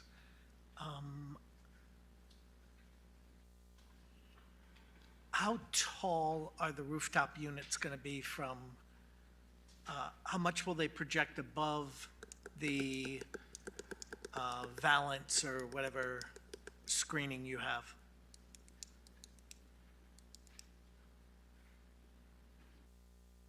So. Just for the record?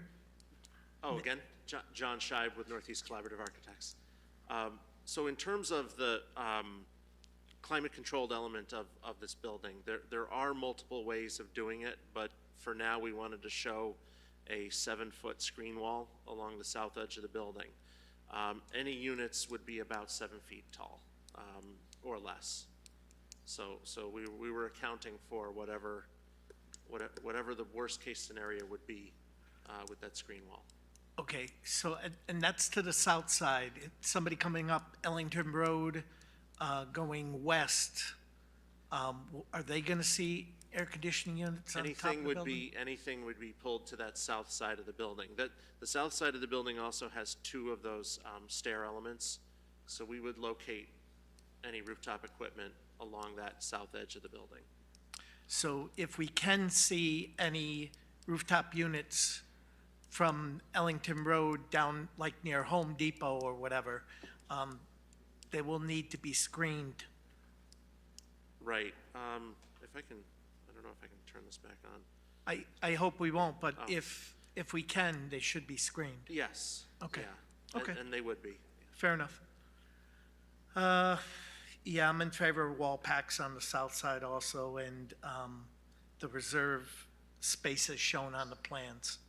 I'm not a big fan of waivers, because this use here is fine and dandy, and you guys might be here for many, many years, but if you're not, it's something that we have to address eventually, and I'd rather not address it.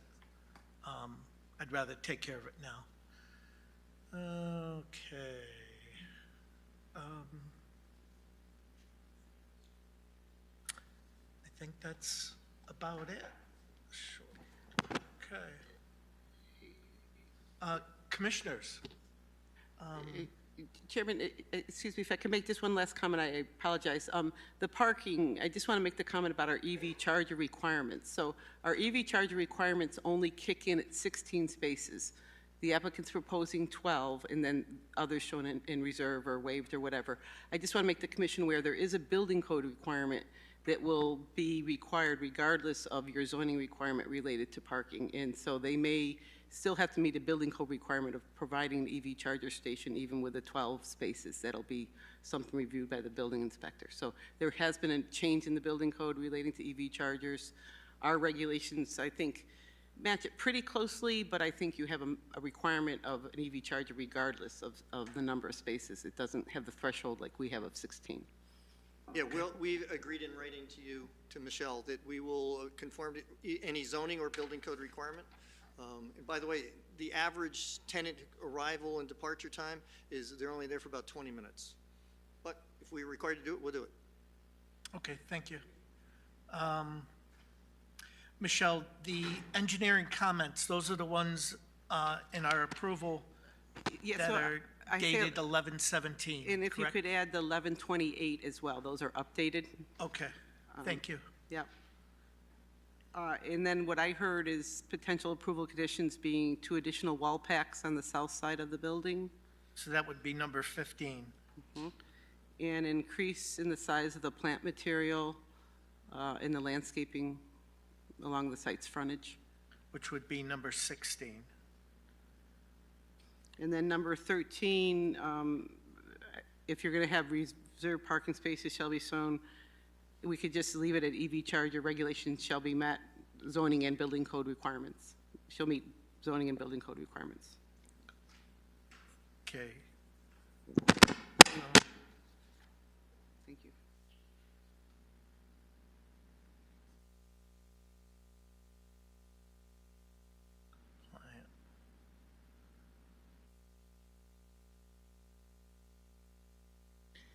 Increase the caliber of the trees. Caliper, correct? Commissioner Foley, on the caliper of the trees, For the birches, I'd like to go 12 to 14 feet in height, and then the caliper, deciduous trees, we go to 3 inch. okay.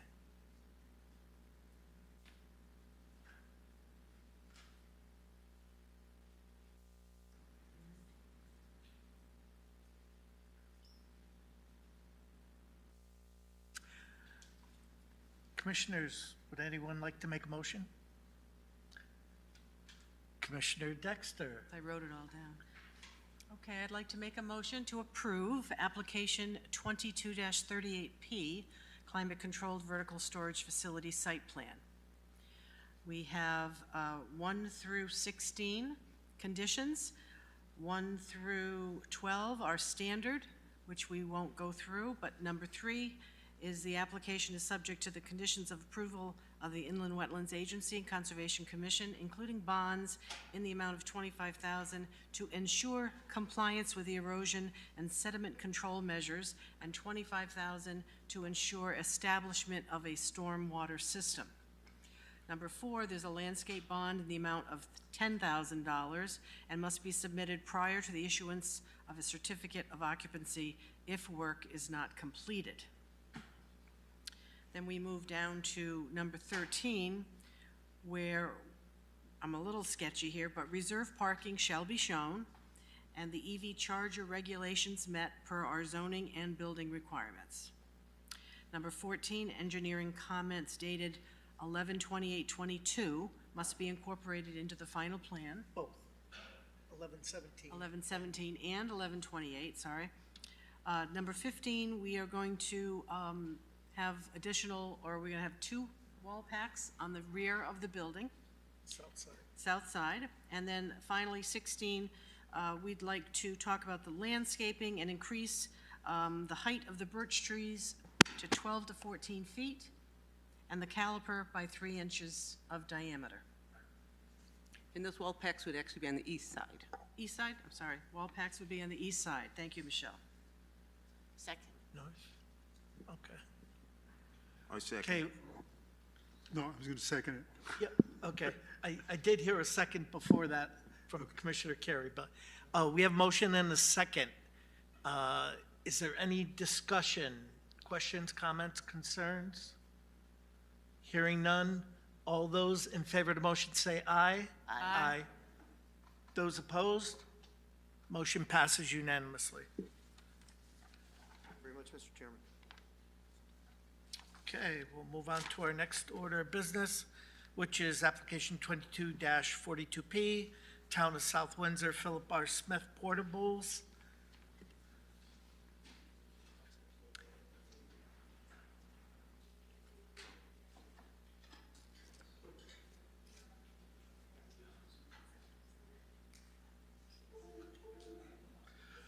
Okay, let's put this one away. No, it's cool. Look at Caitlin with her coat. Oh.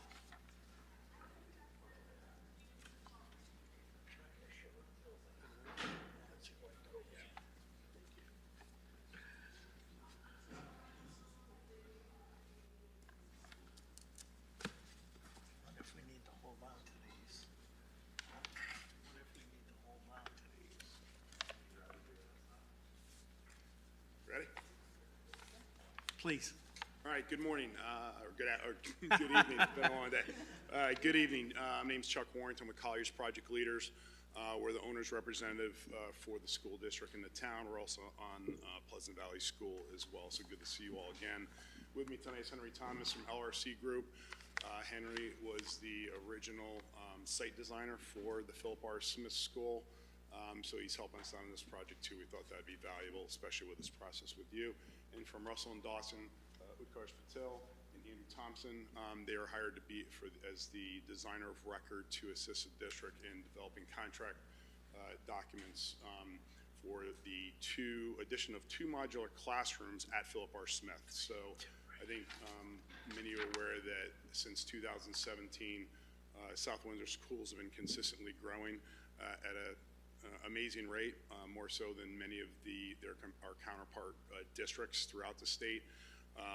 It is looked at as a gold standard throughout the state. I can attest to that. So it's amazing that we are getting this growth and challenge with it. So unfortunately, we're looking to add 2 more classrooms to a facility that was just completed in 2020 and opened for it. I believe Dr. Cardinal District has been in contact with the town, so I don't think this is of any surprise coming to you. They've done some planning in this past summer. We studied the site. It's a pretty tight site. If anybody's been up there, it's really only about effectively about 8-acre site, because obviously we have the wetlands. They looked at multiple locations for locating these 2 portables, and where we're landing them is really we feel the ideal spot. Unfortunately, there's a smaller playground. It's a paved play area, basketball court. It's got some line striping for hopscotch and so forth. But it's really, there's going to be a connector from these portables fully enclosed for the students. They're not going to be out exposed to the weather. And Russell and Dawson can explain details further. But it's the best location. It's adjacent to our mechanicals. We are going to be fully heating, air conditioning, sprinkler. We're going to have an ad alternate to provide water to the 2 classrooms. They're proposing to move the STEM and art classrooms out to these portables so they can make those existing classrooms general classrooms for the programming for it. So that's going to be an adult. It'd be basically 2 sinks in each classroom. There's not any bathrooms. There's bathrooms adjacent right inside. So again, 2 modular classrooms. We're looking to go out to bid the end of next week, hopefully. The lead time on we're going to be looking at new. It's going to be a lease. I think the district's planning to lease for approximately 9 years at this point, but they're looking to lease those. New portables is what we're asking for in the bid, and we're looking to get into queue. We want to get this out to bid and get into the queue early 2023, so come next summer, we can have these installed and ready for the fall of 2023-2024 academic year. So again, the main purpose is due to the increased enrollment for the district. With that, I'm going to pass it to Henry Thomas to kind of walk you through the site modification. Thank you. As Chuck said, The Henry top Thomas. bends. Pardon me? Only the top bends. Only the, oh, thank you. You wouldn't have been happy with more. Henry Thomas with the LRC Group in Cromwell, Connecticut. I'm a landscape architect, and we were providing both, well, in this case, civil engineering and planning services. Try not to over-present to you tonight, but basically to give you just a very simple summary of where the project is and where the buildings are being sited. And as Chuck mentioned, the location is in this corner, in the northwest corner off the gymnasium. I'm going to switch to the next drawing. And this is currently striped as a game court, so it's got basketball hoops and foursquare and things like that on it. And this is just a slightly enlarged version. So simply put, the two classrooms are being sited here, and they're connected by way of a connector that collects a doorway out of the gymnasium as well as a doorway here, which comes from some of the back corridors by the kitchen and service areas. You'd come out and then enter the building basically enclosed, and the building would be sited on that pavement. So in terms of impervious surface, the 2,300 square feet that the building occupies is already paved, so there's really no change in that. We're not adding any additional pavement. Roof drainage in this case will be collected and routed to an area drain, which this happens to be the drain where this court area runs to anyway already. So that pattern is basically continued. The nature of the addition is going to be elevated so that it's not necessarily buried in the ground. So you will see that underneath there's a sewer lateral that comes out of the building here, and there's a manhole on the other end. That's all basically maintained and stays in place. If water does come to the building, as Chuck suggested it might as an alternate, then the discharge from those sinks would go down and more or less directly discharge into that lateral and then be carried out. So that's fairly conveniently provided. The couple of things I wanted to mention, so we're asking for the, in terms of specific requests, the modification of the site plan for the two classrooms, but also that square footage increases the parking calculation in terms of a requirement. And we're asking for a waiver of the additional 10 spaces that this would require. To go back in time with the original proposal of this building plan, the calculated requirement was 255 spaces or 256 spaces. And we ended up settling in and being permitted to provide 111 paved spaces with other overflow spaces to come up to 202. So that was 202 relative to the 256. This 2,300 square feet triggers 10 cars, so instead of 256, it would be a 266. And we're asking for a waiver of that requirement so that we don't have to add any parking spaces. Let's see. There are two grease traps there that are going to remain in place, and we'll work our way around that with the core placement. And that really is the summary of the site work. It's pretty straightforward, pretty simple. We can show you some of the building information and have Utkarsh come up and present that to you. And happy to answer any questions if you like.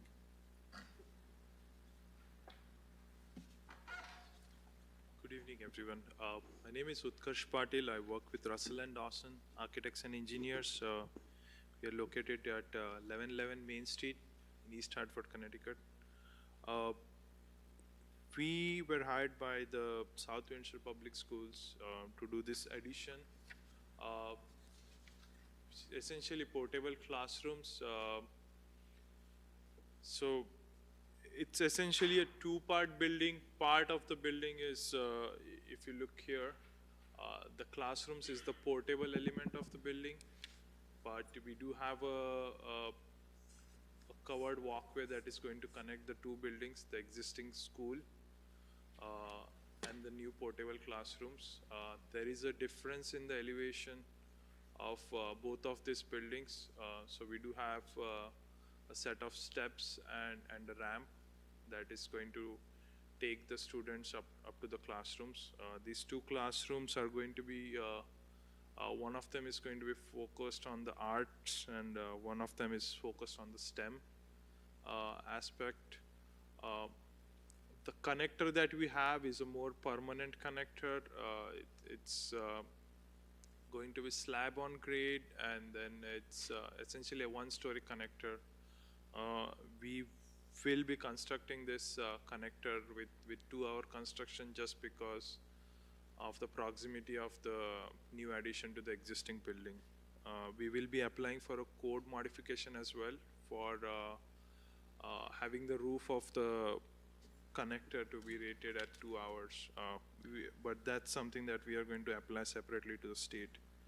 As far as the classrooms are concerned, what we are proposing is to build a foundation for the classrooms, and then this portable trailers, classrooms will essentially be coming on trailers, and then they will place the classrooms on top of an existing foundation on piers that we will be proposing.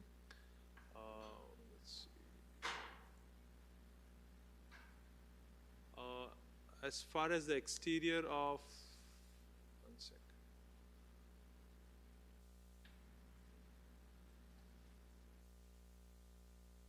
So these right here are the classrooms, the portable classrooms that we are proposing. As you can see, the design language for them, we are essentially trying to keep the overall exterior of the building very similar to what it is right now, so it doesn't stand out.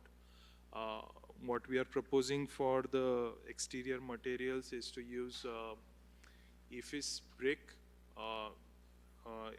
The classrooms themselves are made out of wood construction, and then we will have EFIS brick on the outside that will be closely matching to the existing brick of the building. Just because of the temporary nature of these portable classrooms, we don't think that it would be feasible to actually use real brick. We don't think that it would be a wise use of public funds to just to get that certain look. So we will be using EFIS brick to match the look. Same goes for the height of the building and the overall windows that we are proposing. We are trying to match it as closely as we can to the permanent building.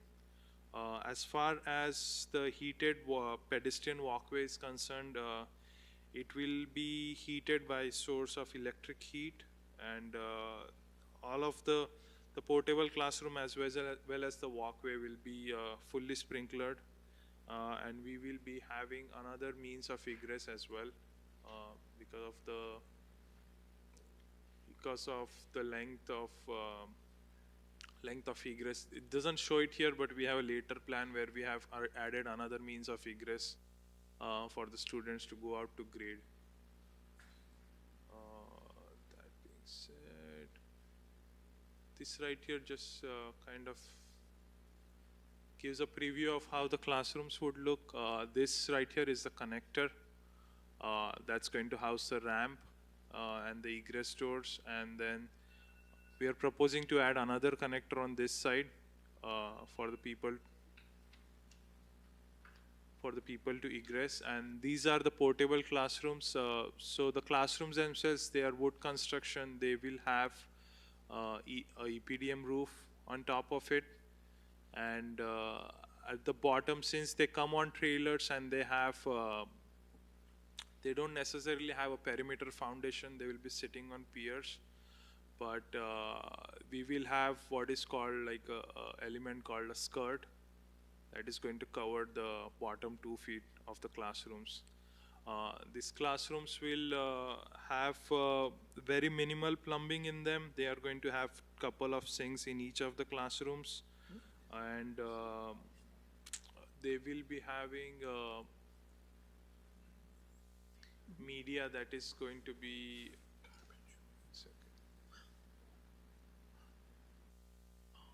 they will be having electronic media for the means of education, and that's pretty much what we have. I can answer any questions you guys have. Thank you.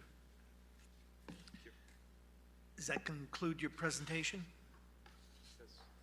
Okay, then we will turn to our town staff, our Director of Planning, Michelle Light. Thank you. So briefly, this is a request for a site plan modification to accommodate 2 portable classrooms totaling about 2353 square feet, 949 Avery Street, at rural residential zone. This is at our Philip R. Smith School, elementary school. They're being proposed on the westerly side of the building, directly behind the building, in a currently paved area connected through a tall hallway to the existing school. There are no other site changes being proposed at this time. As indicated, this does increase the requirement of parking by 10 spaces, so they are looking for the modification that was granted previously. It appears all the zoning requirements have been met. There are no engineering comments or any further planning comments on the plan. Thank you. Thank you very much. So I will turn to commissioners. Commissioner Bernstein. No questions. Commissioner Cavagnaro. Thank you. I have quite a few questions. So my first one, real simple, starting off, and I'll get into some of the more in-depth stuff. Are we hypothetically, if we approve this tonight, will this be installed and ready for the fall 2023 school year for kids? When are we looking at this, being installed and being ready? Yes, so we're looking to go out to bid hopefully the end of next week, early the following week, and award early January so that we can get them manufactured and installed next summer so they can occupy next fall. Gotcha. Next question, I want to clarify on a comment made. Just want to hear it correctly. The lease is for 9 years, right? Yeah, the intent right now, I believe the district, when they were planning for it, in their budget is, I believe, for 9 years. So going back on that, the plan is to have these portables for 9 years.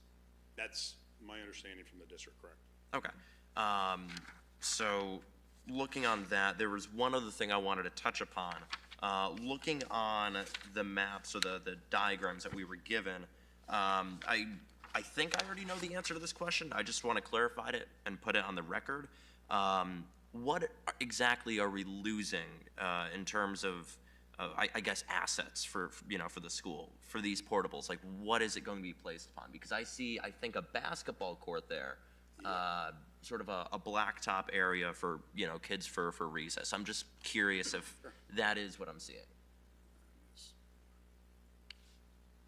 Get the right drawing. So this is the existing as-built from the original project. Okay, so just a little context. This is the mechanical space, kitchen, loading dock here. The gym is right here. This is our playground area that's fully synthetic surface. This is that by 2 minutes access drive around for emergency personnel.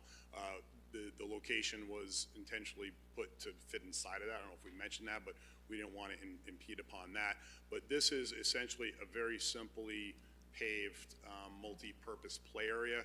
There's a couple basketball hoops that we're going to be relocating. We haven't figured the final location, but we're probably going to move them on the outside of this access road because it is closed, so that at least we're not losing that functionality of the basketball hoops. So we're going to probably take this one. There's one over here. You can see that little dot. Probably put it over in this vicinity. We might move this other one maybe down here so that there's at least two, because when the kids are playing, nobody's going to be going back there. All of this is simply painted. You can see they pretty much did it almost exactly the way it is, with a couple Foursquare, some hopscotch in here, but essentially it's flat play. Again, we have all this play area for 5 to 12-year-olds, and then this is the 2 to 5. This is for the younger kids, the kindergarten, first grade down here, and then the multi-purpose field. Up in the back, the grass is still available as well. Gotcha, yeah. I was gonna make a comment if there weren't going to be basketball hoops. I was probably going to say that there may be some unhappy parents if those basketball hoops were not relocated, so I'm very happy about that. Yeah. Last but not least, I just want to make a quick comment on, on these portables in general. No questions here for the commission. Being a former student at PRS and actually using the portables around 15 years ago, and remember, these are portables back from the early 2000s. I think the only complaints I would ever have about those was when walking down the hallways, it would echo because, again, you're on a portable. It's 5 feet above the ground. With these portables, I'm going to assume that they're much more advanced, in terms of how they're built. It's great that we're adding 2 classrooms to PRS, to fit the need, sort of repeating what I spoke about in town council a couple weekends or weeks ago. But yeah, being a former student from PRS, I'm happy to see that, portables are coming back to support the kids. It's needed. I don't see any other complaints or problems with this application, so that's all I have to say, so thank you. Commissioner Viteri. Given that the school was built, just a couple of years ago, and already we need two portables to accommodate the increase, is that enough? As you look at the projections down, should they be looking at 3 portables, 4 portables, so that 2 years from now, we're not looking for 2 more portables, or is this like overkill? Hopefully it is. I don't have the latest. I'd have to defer that to the administration with Dr. Carter and her team on what they're seeing. As far as this site and just being knowledgeable in the site, frankly, I'm not sure where we would put them, because when you look at the rest of the site, there's the paved play areas, the access road, the grades in the back in the field aren't really, I wouldn't say, you can make anything work, but they're not necessarily conducive to it. So I think the hope is that these are, they looked at their forecast, and like I said, they're looking for 9 years and hopefully, but as we all know, it's been grown. But for any actual numbers, I'd defer to the district on that. Yeah, forecast is the best guess, so, okay, thank you. Commissioner Foley. Quick question, Chuck. Was it ever looked at to, instead of engaging in a 9-year lease, which after the fact, it's more than likely we're gonna own them and maintain them, and with APHIS and the products being used on these, was it ever looked at, like going with CMU? From an owned, I believe the district did look at that. I wasn't involved specifically too much with that process, but I believe they looked at both options for purchasing and leasing. I'd have to defer to the district on the specifics on why they chose to go that path. But as far as, was it looked at to go with like a permanent structure, frost wall footing with CMU block, I don't think so. I think because of the length of time it would take to develop the documents and to get it out to bid and actually build it, they need these for next fall, and it would just, the time frame would be super tight to get those in. So I don't know if they looked at that or not. I think it was discussed, but I don't know how far in depth they looked at that. Okay. I'm just a little bit leery on the portals. We know what happens. They deteriorate very quickly. They're portable. And then we own the maintenance. Even if you're in the lease, we're the ones that are on the hook. So I just, Yeah, I think they looked at all the different options. I know we had also discussed with the state of Connecticut, reimbursement options and different avenues,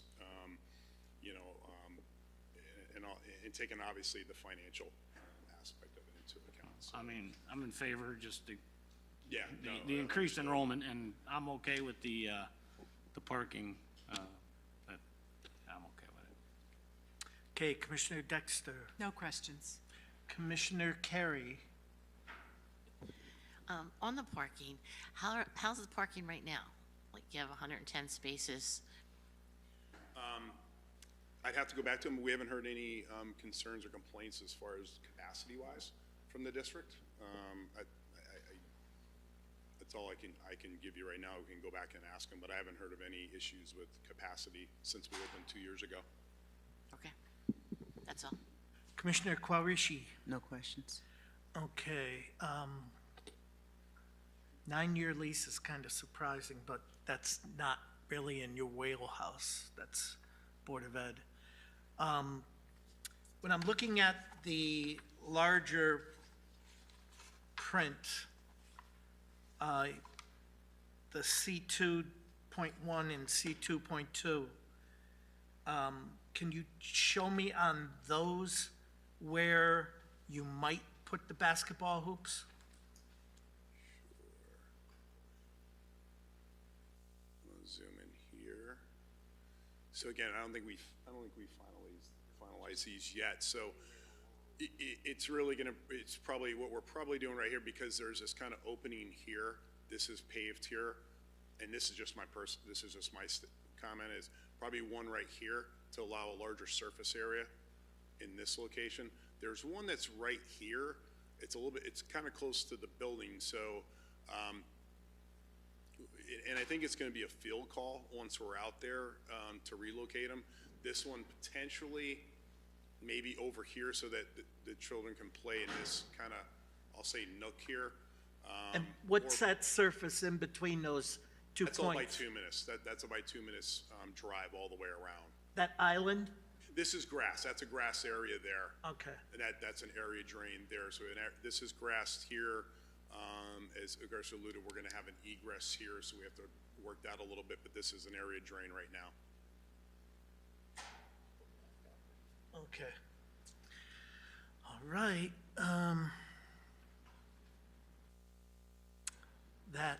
I do want to state, you're talking EFS on the outside of these, correct? EFS brick. Yeah. So we have a couple of options. We have either EFS brick, or we can do thin brick, which is We have what brick? thin brick, which is essentially it's 5/8 inch thick. It's actual brick, but it's just like a thin slice of brick. I mean, if we have concerns about the aesthetics of it, we can actually make it with thin brick. It's slightly more expensive, but it's actual brick. It will look the same as real brick. Okay, I'm not sure about your thin brick product, but I do know EFS is a substandard material. And I'll give you an example.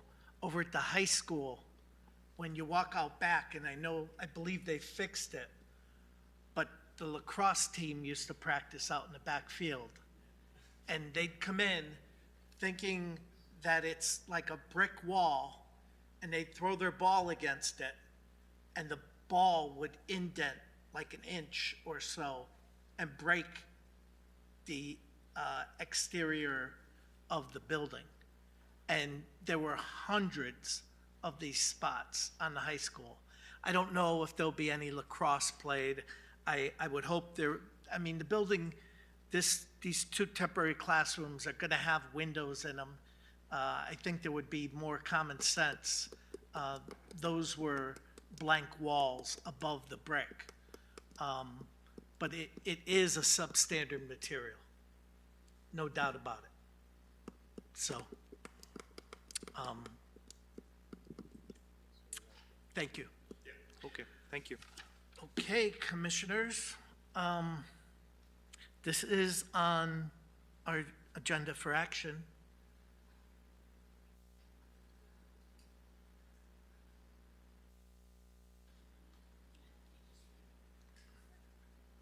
Sure, knock yourself out. Correct me if I get this wrong. I move that we approve application 2242P, TOSW Philip R. Smith School Portables. With the following conditions?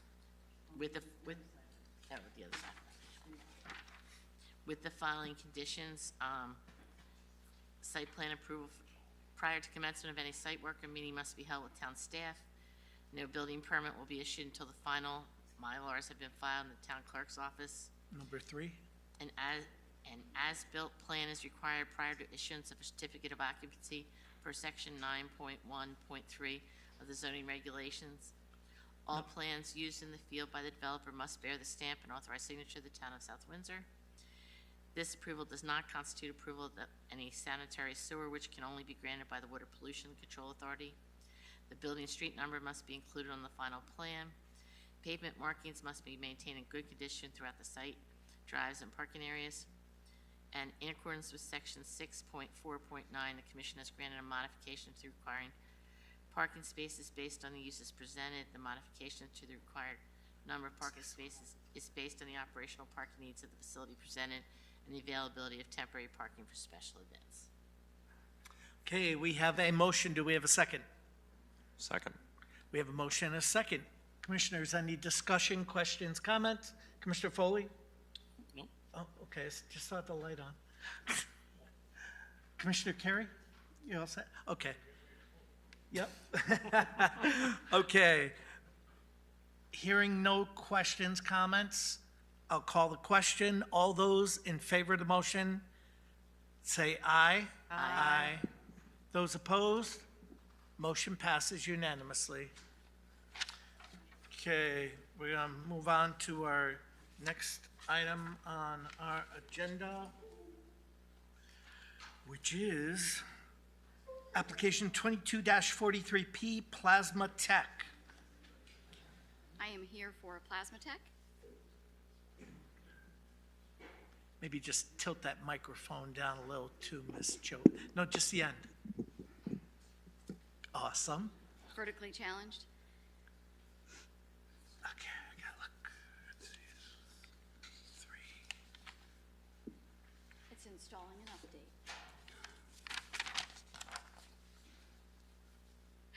Michelle, while they're setting up, is it a little cool in here tonight? I don't know, I mean, I was warm earlier, I took off my coat, and now I'm cooler. You're cool? I see Caitlin with her winter coat on. Let me see if I can address that with our maintenance folks.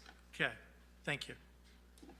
I'd hate for staff to get sick and ruin their holiday or something.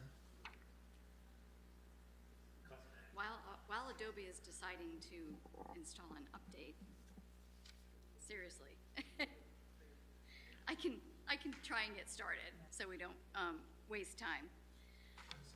So I am Suzanne Choate with a professional engineer in the state of Connecticut. We'll hopefully get this up in a minute. With Design Professionals, I'm here representing Plasma Technologies. Here with me today I have Daryl Mack, who is a project manager for Plasma Tech, Jim Aldrich with Aldrich Construction, and on the other side of me, Rich Peterson, who is the plant manager at Plasma Technologies. Thank you very much. Now I just have to drag this over, right? There we go. So the application is for the site at 694 Nutmeg Road North. Plasma Technology is currently located in, actually they occupy 2 locations. One you might be more familiar with at 70 Sullivan Avenue next to New Way Tobacco. So this is the site. It is zoned industrial, and all of the surrounding property is also zoned industrial. The most prominent neighboring facility is Datco Bus, which is right here. The proposed site work is, so it's an existing building, existing developed site. Sorry about that. I'll get this back. And we are proposing to install concrete pads for, here we are, for liquid element tanks. There are 3 tanks which they are proposing to install. I'm trying to drive at the same time as I talk. It's not easy. I shouldn't talk on the phone when I drive either, right? Like, I want this one, though. Can I get this one? Okay, I will get it. There's 3 tanks being installed, proposed to be installed. One is a 10,000-gallon liquid hydrogen tank. It is 32 feet long, 10 feet in diameter, and has a height of 10 feet 9 inches for the mounting cradle. The tank is mounted horizontally after meeting with town staff to reduce the height, so it's a horizontal tank. The other 2 tanks are vertical tanks. One is a 1,500-gallon liquid argon tank, 6 foot 3 inches in diameter, 17 feet 7 inches tall. Excuse me, Yep. There's a plus sign right up above there. Could you maybe click on that once? So this is where the tanks are being located. Right. Make it bigger for them to be able Oh, to see. sorry. Got it. Just drag it over. You gotta drag it out for sure. See, it's hard to drive. No, it's not. So that third tank, once we get there, the third tank is the oxygen tank. It is 7 feet 3 inches in diameter, 20 feet 8 inches tall. We're getting there slowly but surely. This is the area. That is the area. I Okay. will try once again in a moment to get Nutmeg to get Road. that up. This is your access drive-in. Correct. So the tanks are set back 925 feet from Nutmeg Road North, just based on the orientation of the site. Along with the tank installation, we are proposing a surrounding fence and bollards in front of the tanks. I'm going to try once more to drag this over. And there are some safety precautions that I will let the expert speak on in just a moment. We do have wetlands approval. There is some wetlands in the back corner of the site. We are also proposing, there's some gravel area back behind where the tanks are being installed. We are proposing that be turned back to grass. So that is a benefit. We're reducing the overall impervious area on site slightly. We are proposing 3 level 2 EV spaces. Our parking calculations indicate that the zoning regulations require 79 spaces. We're showing 59 painted spaces and 24 reserved parking spaces to be painted in the future if necessary. We're basing what we are painting on the number of employees that they have. And I do have some more illustrations to pull up that I will do my best to pull up as I ask Mr. Mack to step up to the podium for his part of the presentation. I'm still gonna, yeah, come on up. I'm gonna still try to get this up because, Okay. There you can see it right there. yeah, there it is. Holy cow, I got it as soon as so there's a close-up of the site plan. Tanks are located here, concrete pads in front, surrounding fence, and area being turned back to grass. We are doing a little bit of work right at the throat here where we come in to allow the drive aisle to be away from the proposed painted parking. There's those 3 level 2 EV spaces, also painted handicap spaces. And as you get started, I'll bring up those photos for you. Okay. We did not work this one out yet, so she's navigating some of the photos that we had started. Oh, I'm sorry. And introduce yourself. Hi, yep, we're gonna start over. Good evening. Thank you all for allowing us to present. My name is Daryl Mack. I'm a senior development engineer for the School of Engineering at the University of California, Irvine as my day job. My night job is project manager for Plasma Technology, my previous company that I used to work for several years ago. We have, let me introduce, we have Susan, who's been instrumental in putting together, can you guys hear me okay? Good, I project, I have a loud voice. Susan's been super fantastic in helping us put all of this stuff to print. Jim Aldrich from Aldrich Construction has been also equally instrumental in modifying the new address that we have. Once we get, yeah, there we go. And we have, again, Rich Peterson, he's our plant manager. We have 2 facilities, Plasma Tech. We have our primary one in Torrance, California, that we put together in 1969. That was when we opened. Our South Windsor facility, that one right there, we acquired in 1984. So that's when we started our party here in Connecticut. So we've been here a little over close to 39 years, a little over 38 years. Just as of recent, as 2016, we've purchased a new building, and just for perspective, the tan area of the roof, that's when we first started. 97, when I started as a director of operations, Kip, who is the owner of that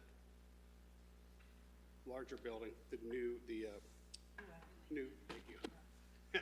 He built the room addition that you see north of that with all the lines. That's our dust collectors. But we're quickly growing out of that. I'd say not quickly. 2016 is when we acquired our new building. Yep, it's all good.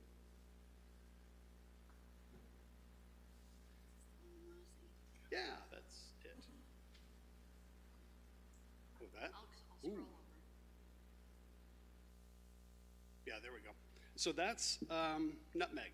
I'm going to refer to these as Rye and Nutmeg. So Rye Street, we have about 20,000 square feet.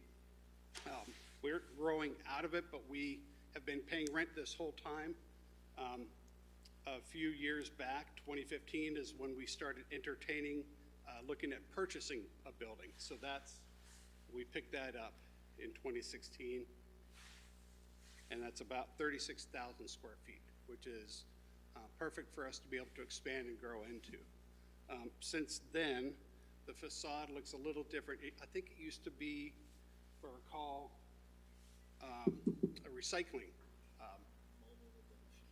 facility that had many high bay roll-up doors, and that's the latest aerial view, I'd say Google Maps of our facility. Yep. So, oh, there we go. That's a good one too. We're not exactly polished on this, and I apologize, you guys. Nice.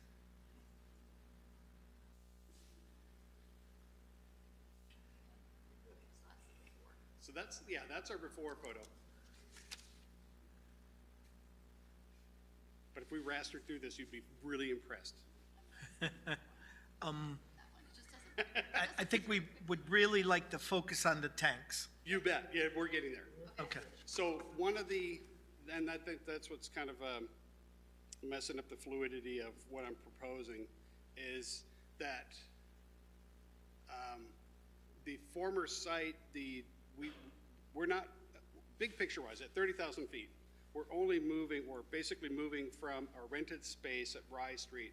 We purchased the new building and moving our operations to Nutmeg.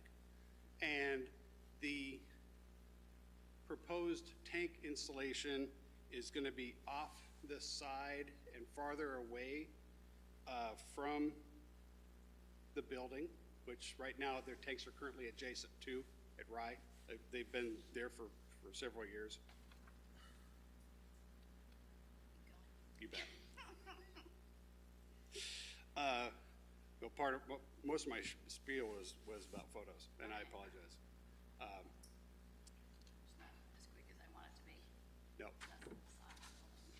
Yeah, that's, okay. Too far? I think so. Okay. Go back. I think we're digressing quickly, and I apologize, you guys. I know you're I was tired. trying to be quick. Coming from California, I flew in Friday morning to avoid the massive travel crunch that happens during the holidays, so that I can go through and meet with Jim and continue the renovations. And I fly back tomorrow morning at 6 o'clock. And I'm also tired as well. What's that? Let's talk about the tanks. Excuse me for 1 minute. You bet. Commissioner Dexter? I would just like to make a motion to extend the meeting till 10 o'clock or 10 beyond 10. No later than 10:30? No later than 10:30. Second. We have a second. Okay, we have motion and a second. Any discussion? Hearing So, none. okay. All those in favor of the motion say aye. Aye. Those opposed? Motion passes unanimously. Thank you. Sorry for the interruption. Oh, no, okay, we can stick with that. That's actually not a bad one to have. You had a question, and I work better with the question answer also. Being from academia, that helps me as well. But the We originally, before I came on board about 2 months ago, we were going to have a vertical hydrogen tank that was about 33 feet tall. And coming from seismic country, I'm not a big fan of big vertical tall tanks. I don't like, especially hydrogen. So I've rearranged it and we're purchasing a horizontal tank. Again, 10,000 gallons. The liquid oxygen tank is about similar in terms of volume, what we have at our Rice Street, and same with the argon. The tanks that we have at Rice Street are currently rented from Praxair, and we're in the process of purchasing new tanks from the same manufacturer that supplies the tanks to Praxair and Airgas and Air Liquide.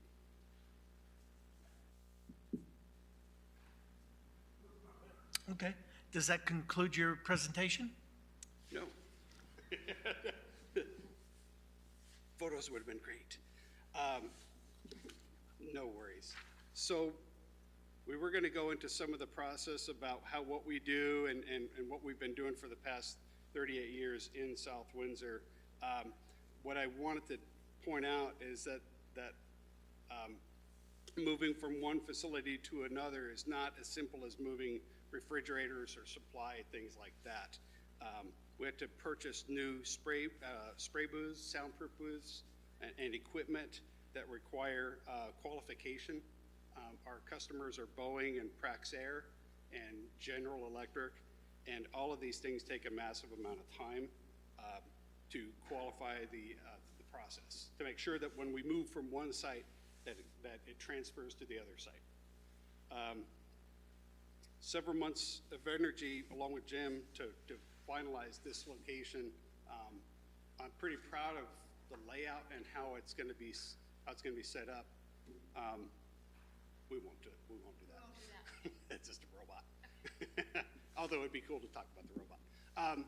But yeah, that is the best from what I can, after laying out about half a dozen different options of where I can put those bulk storage tanks. Sometimes the question would be, why bulk storage? Why do you use liquid product, and why not just compressed gases, gas cylinders? And I'm not a big fan of high pressure gas cylinders inside of a facility. The bulk tanks offer higher purity gases, lower pressure, and are much safer than high pressure gas cylinders. So thank you for taking the time to listen to our presentation, although we weren't very good on the photo front. And we at Plasma Technology, we've always been dedicated to South Windsor. I love coming here every chance I can and interfacing with the people around. I love it. I always go house hunting whenever I do make the trip, and it's going to be more frequently as it's going to take at least 6 more months to get this operational. So that's all I had. Thank you very much. At this point, we'll turn to our town staff, our Director of Planning, Michelle Lai. Thank you. This is a request for a site plan of development, actually modification to locate 3 outdoor storage tanks at 694 Nutmeg Road North in the industrial zone. Proposed tanks are shown on the easterly end of the parking area. The tanks will contain hazardous chemicals, and our current zoning regulations require siting of the tanks via site plan approval. That is why it's in front of the commission tonight. Other site changes include a slight reorientation of the access drive, restriping of parking spaces. As indicated, they are moving their workforce over here, so we did have them update the parking calculations based on the uses in the building. Again, that requires 79 spaces. They're showing 54 spaces, with the remainder shown as reserved spaces, meeting the requirement. They also are meeting our EV charger requirements as well. Other improvements include removal of pavement in the upland regulated review area, that is at the easterly end of the site. There aren't regulated wetlands on the site. They're slightly off the site, but this does fall in the upland review area. This was handled through a minimal impact permit through Jeff Folger, and the wetlands officer. Maximum impervious coverage allowed on the site is 65%. This is at 61.8%. Both the fire marshal and the building official have specific code requirements related to the tanks, and they have been involved in meetings with the applicant on a couple occasions Fire marshal and building official have reviewed the plans, and they're satisfied with the proposal presented. And the only other comment I would, is this is indicated it's about 925 feet off of Nutmeg Road North as far as its location. Outdoor storage screening, there is a fence gated area coming in. It's not too much of a concern with the distance off the property, so. That concludes planning and engineering comments. Thank you. Okay, thank Because you there very aren't any much. engineering. At this time, I'll turn to commissioners. Commissioner Quarishi. Was there anything around if there's leakage or of these hazardous materials, like if there's enough coverage for that? I don't know how that works. Leakage of the hazardous materials, like what's supposed to be covered in the plan for that, if there's some disaster there? Oh, for sure, absolutely. So, if you're familiar with this area, what's not shown there are two 10,000-gallon tanks. One's gasoline and the other's diesel that have no secondary containment or anything like that. When something like that, this is just for your general, I'm not like diverting, I'm just kind of giving an overview. When you have something that goes catastrophically wrong there, it can affect everything around, right? And gas cleanup is a nightmare, diesel's even worse, and once it gets into the streams and things like that, fire departments frown on that. Cryogenic gases or cryogenic materials like hydrogen and oxygen and argon tend to vaporize almost immediately. They're at negative 200 degrees centigrade, and as soon as there is a small leak or any sort of rapid leak, they vaporize and then they go airborne. Hydrogen is more buoyant than helium, so it tends to rise super fast. So it doesn't have a chance to collect. If you're familiar with propane or natural gas, they add odors to it so that if you do detect a leak, it tends to float too. That's the other dangerous thing about propane. Hydrogen doesn't do that. Hydrogen doesn't drift and go into air intakes and things like that. It goes up. So if there is a substantial leak, we are putting in gravel, which has a lot high surface area, which will allow the liquid to vaporize even faster. If it were strictly concrete, it could roll on it and dance, but for the most part, it vaporizes and goes right up. Oxygen, similar story, and argon, same thing. And the two shall not mix? Hydrogen and oxygen shall not mix. Oh, well, actually, we use them, that's part of our process. In fact, that's one of the photos is showing where but it's controlled, it's no different than a rocket engine. As you introduce the two gases into this combustion chamber, and that's our process. Yeah, but out there, even if they did commingle, they have to find an ignition source, and the ratio has to be just right for it to be super explosive, but that really never happens. One of the features that we have in here that the fire marshal didn't really require, but we added it. It was a big a cinder block wall. It's going to act as a fire barrier between the hydrogen and the other two gases. Okay. So if something did go wrong, it's protected as far as that goes. Okay. The NFPA guidelines, I've followed those for the better part of 25 years. That's my background, and I've accounted for that. So I've rearranged this in a way that works really well if there is an event. But in all my years of playing with these tanks, I've never had one in one facility. The nice thing also about this location is it's far enough away from everybody and everything. So that's what I like about it. When we bought the property, I didn't know anything about it until I got here. Once I saw it, I'm like, this would be perfect. So thank you for the question. Okay, Did that answer? Yep, thank you. Good. Commissioner Carey, No questions. Commissioner Dexter. No questions. Commissioner Foley, No questions. Commissioner Vertieri. Just one quick, ultimately, you're going to completely vacate Rice Street and just completely relocate here? Much to, Kip would love us to stick around, but talking to some of their staff, they're anxious to take the building over. So we're going to be able to leave a fair amount of our infrastructure that supports what they're chasing as well. But we will be giving the tanks, because we're currently renting the tanks from Praxair. Those will go back to their inventory, and then we're going to clean the whole site back up to its original state. Okay. Yeah. So the answer is yes. We're moving. We're not keeping both. Okay, thank you. Commissioner Cavagnaro.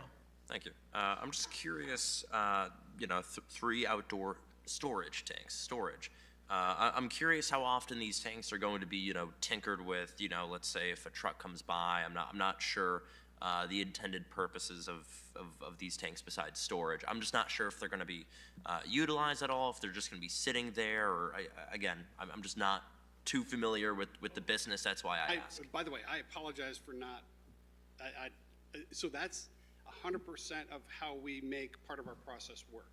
So those are not storage per se, we call them bulk storage because we pull the product off as a liquid, goes to a gas, and then we use that high pressure gas as part of our process. And we utilize that gas every day. So I'm buying a big enough tank to minimize the number of deliveries, because that's another thing that adds to our cost, as well as we don't want delivery trucks rolling through town every 2 hours or every day. If we can extend it to where it's every 2 weeks, then that's better. Okay, so that actually brings up a question that I just thought of 10 seconds ago. You mentioned deliveries, essentially. So you said with these tanks, they may incur some more deliveries. Is that correct? No, they required constant, or not constant, but refilling. Refilling. How often would that be? So about 2 weeks. 2 weeks, okay. What's interesting, though, so the hydrogen and oxygen, it's a 2-to-1 ratio, stoichiometric ratio to get the perfect combustion. So the hydrogen, size-wise, I'm anticipating 2 months on that, 3 months on the oxygen, so once every 2 to 3 months, depending on our loading, and the argon is something like 6 months. Because that's a carrier gas, we just leak that in, that carries the powders that are part of our process. So I think our Rye Street is more than that because the tank's a little smaller, about half the size. So I want to go larger so we can minimize the impact of having trucks go through there. The turning radius on this is going to be really good as far as the trucks being able to go in there, pull straight, back into place, do the delivery, back out, and pull straight out. All right. Thank you so much. I'm very interested on the topic, so I will say thank you. I apologize for not having, it's not the photos, but that we don't do a good enough job on advertising what it is we do. And we're hoping to change part of that as well. So most people can understand what it is we chase and have a better understanding of the science behind it. No, of course. And I was going to say, this is one of the more very interesting, applications or projects I've ever seen. There's more questions that I have coming out of it in terms of, argon and everything. I may have to do some research afterwards a little bit, but, thank you so much, for coming out as well. You bet. Okay, Commissioner Bernstein. So I want to follow up on Commissioner Carisci's questions, because I think it's probably fair to say that our biggest concern would be safety and security, right? When we read the documents, we see hazardous material. Right. And our job is to look out for the best interests of the town. So I understand what you say about the leaking. Yep. That it just goes straight up. Yeah, so treat it like methyl ethyl ketone or something that is, I don't view hydrogen itself as a hazardous material. It's explosive, it is combustible, so that's part of the hazardous classification. Yeah, Jim Aldrich, Aldrich Construction, Manchester. I've constructed these tank facilities for O&W Heat Treat on Route 5, International Fuel Cells, which is now Doosan. They're all built in compliance with a special code. It's called NFPA 55, compressed gases and cryogenic gases. The safety factor is very high. There's separation distances. There's special fencing, double access to the gates, okay? There has to be bollards around it in case a truck loses control. They're 4 feet on center. They have to be a certain diameter.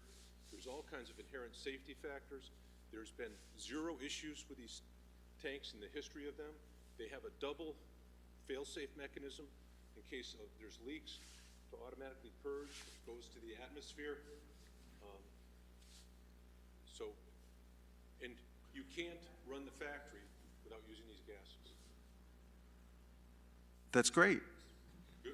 Thank you very much. So I was thinking about unusual things like maybe weather-related, extreme cold, extreme heat, 100-year storms, Okay, so anything. I'll jump into that. So these are vacuum jacketed line tanks. So if a tank diameter is 10 foot, it's the actual inside is 8 feet. So it's got a foot wall of insulation, and the temperature of the liquids inside are about negative 200 C. So even if we have a super cold day at 20 degrees, 10 degrees, it will still vaporize, and we still use the product at those temperatures. So no matter how cold it gets here, we can still run our operation, meaning it can still, if it does leak, it will still vaporize because you're going at a 200-degree gradient, which is enough to carry it back into a gas really quick, or phase change from a liquid to a gas immediately. Did that answer your question? Yes, yeah. It's late. That's all I have. Thank you. You bet. I just had a couple basic questions. Bollards, how many? You say 4 foot on center, Yes. which is good. Yeah. That's going to be all through the building permit process. The code requires these 4 feet on center, 8-inch diameter, 16-inch in the grounds, 4 feet. And I'm expecting them, they'll probably come right across the front, right? It has to be designed for any possible scenario. Yeah, okay, fair enough. Okay, that concludes my questions. Commissioners, what's your pleasure? Commissioner Dexter? I'm going to move approve application 22-43P. We have standard approval conditions 1 through 9, and then number 10 is engineering comments dated 11/29/22 must be incorporated into the final plans. Second. We have a motion and a second. Commissioners, any discussion, questions, comments? Hearing and seeing none. All those in favor of the motion say aye. Aye. Aye. Those opposed? Motion passes unanimously. Good luck. you, guys. Thank you. Okay, our next item on our tight agenda is application 22-40P, Fancy Rides LLC. Michelle, anything else?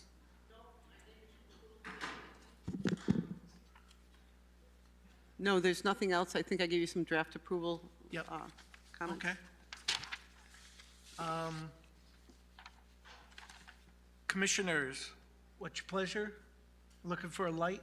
Commissioner Cavagnero, you pushing a button? I was thinking of just a quick comment before moving on. The applicant described, and again, going back on it, on this application, 4 cars for sale. The rest of the lot, were cars that were not ready for sale. I was just gonna make a quick comment, of me trying to imagine it.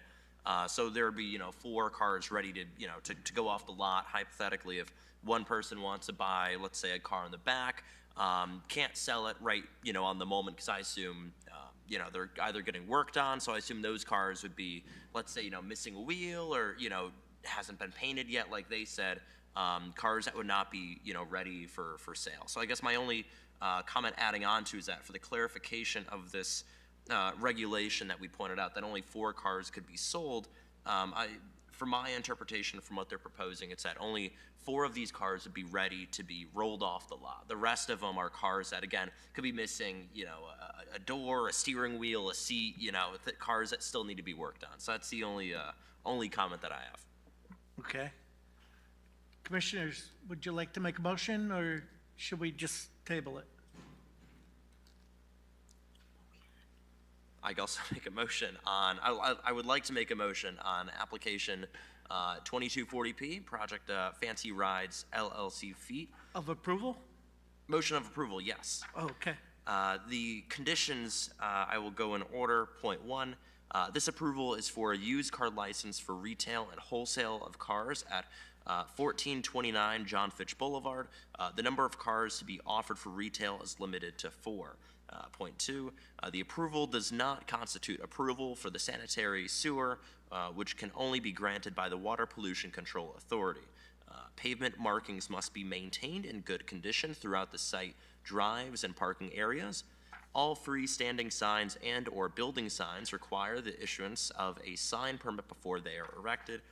Point 5, all plans used in the field by the developer must bear the stamp and authorized signature of the town of South Windsor. Did we have any other conditions to add on, or are we all set? Commissioners, we have a motion. Do we have a second? Second. We have a motion and a second. Any discussion, questions, comments? Hearing none, all those in favor of the motion say aye. Aye. Aye. Those opposed? Motion passes unanimously. Thank you. Our next item is our review of our proposed bylaw changes.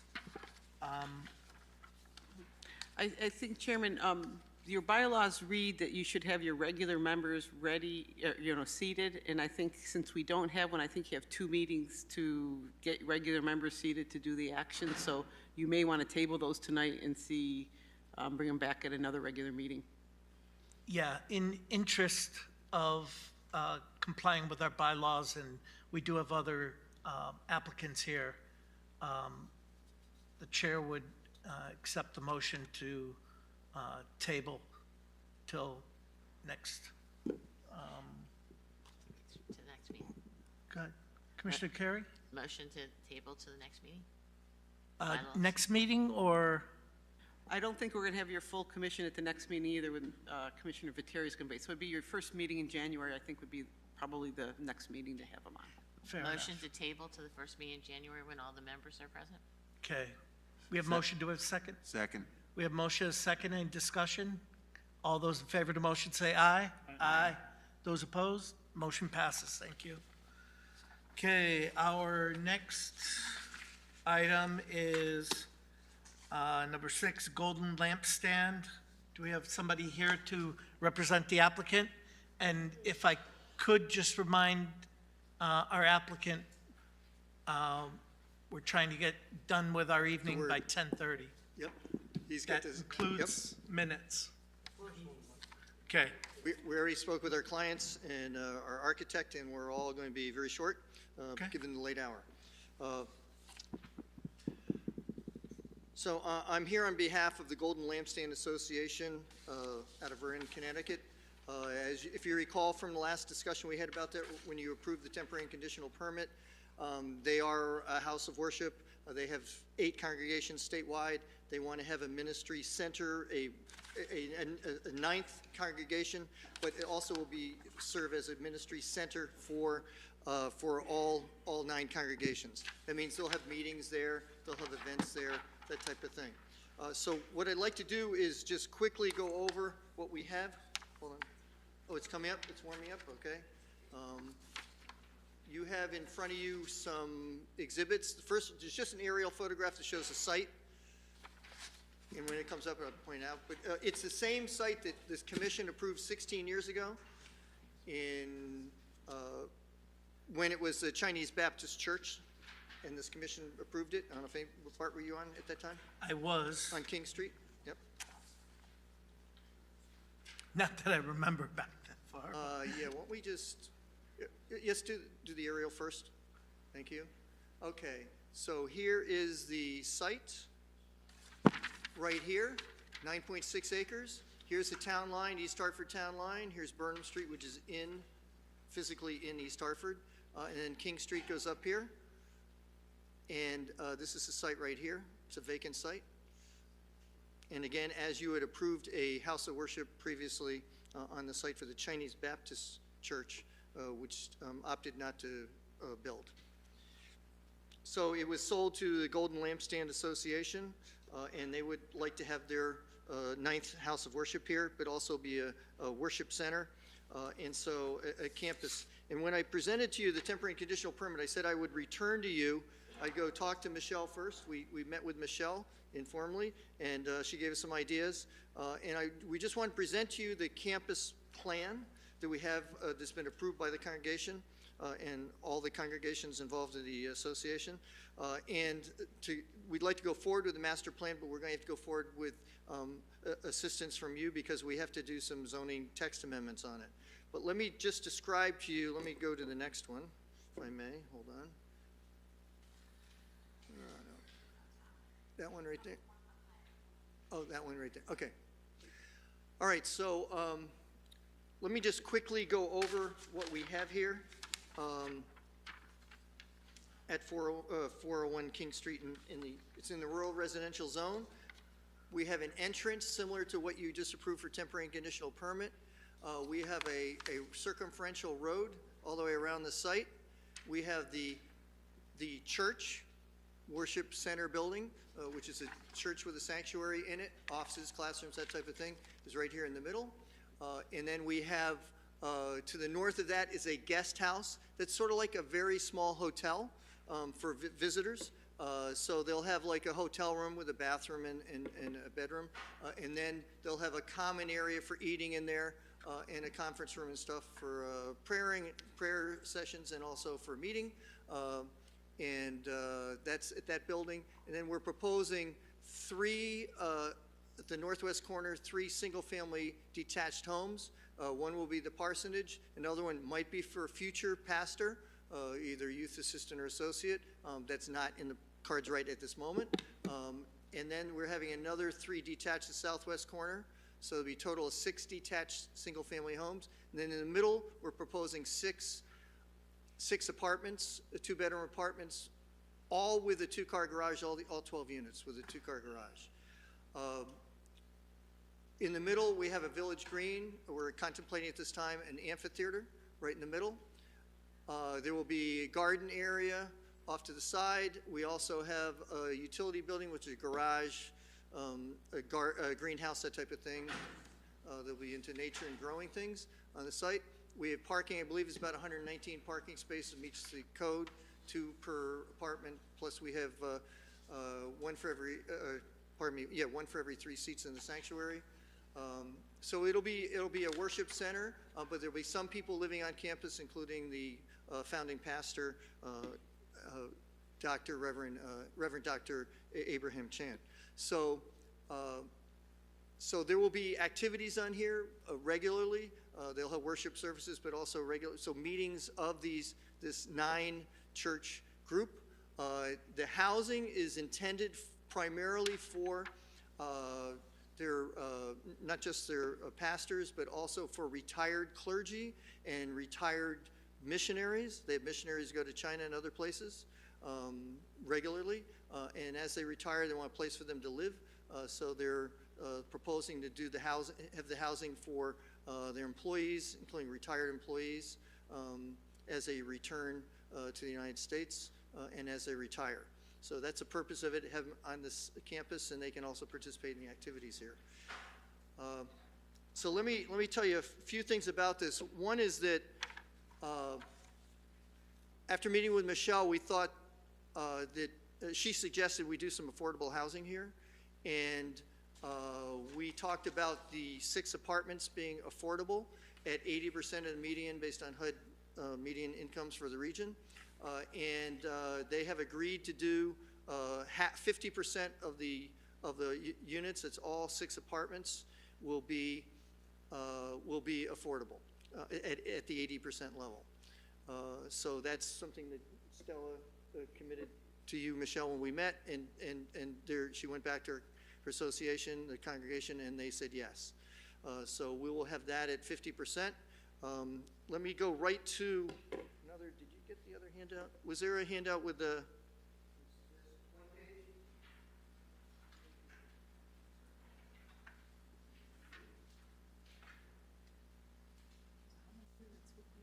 Is there any extras? I got a couple of people would like some.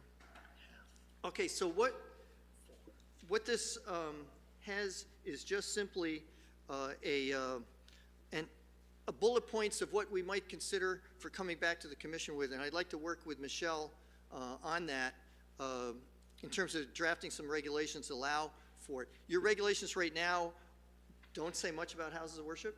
They don't even say in there you can have a parsonage, for example, which of course you can. There are numbers of things that we can improve on in the regulations, but this would allow them to do their campus that they want in their 9.6 acre site. So a couple things. We probably want to take a look at some definitions, maybe a definition for a house of worship or a religious institution comes right out of your zoning. There's no definition. Maybe a house of worship campus, that type of thing. So what we're thinking about right now is to get them started, only allowing a campus in the RR zone right now. You could open it up to more if you want, but their campus is in the rural residential zone. only if it has a minimum of 5 acres parcel size, we have 9.6, served by public water and sewer, operated by a duly incorporated nonprofit body, a religious institution, allows maximum of 12 dwelling units, attached or detached. That's what we're proposing. You can increase that if you'd like. All dwelling units have an enclosed garage. We're proposing that. We don't have to have that if you don't want that, but we're proposing every single unit have an enclosed garage. In fact, I think in all instances it is two-car garage.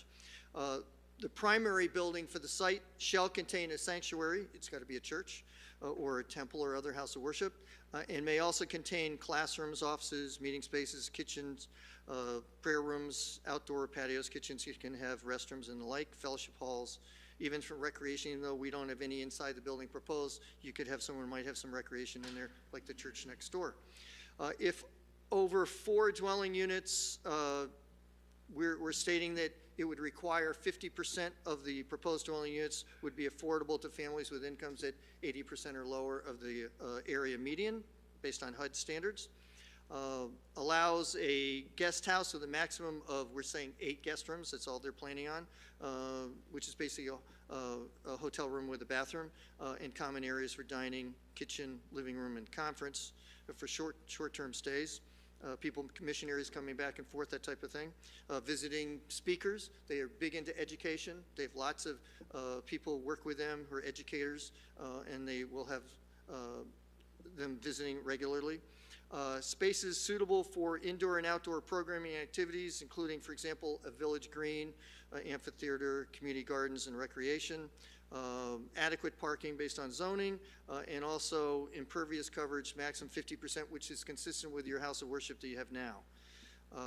So the next step would be, if you're comfortable with this, I'd like to explore it further with Michelle, look at doing some text amendments to allow them to proceed and to allow others perhaps to proceed if you'd like.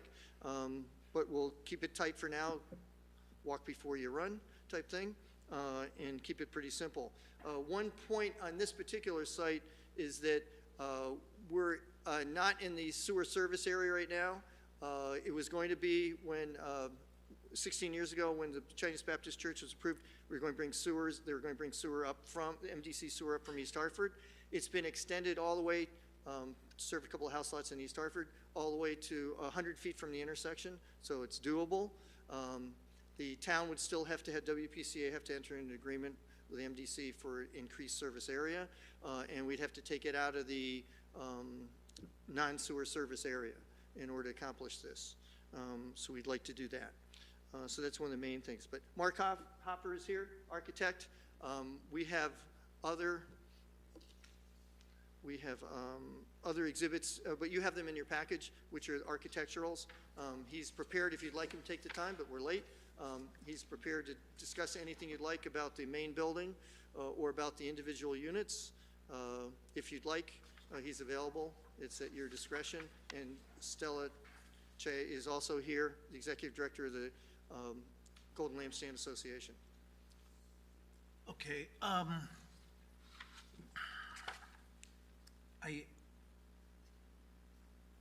I don't know if we're going to have any answers for you tonight. Okay. And this is a preliminary meeting, which Informal, doesn't bind us to No. any direction. Like as much feedback as you can give us. I know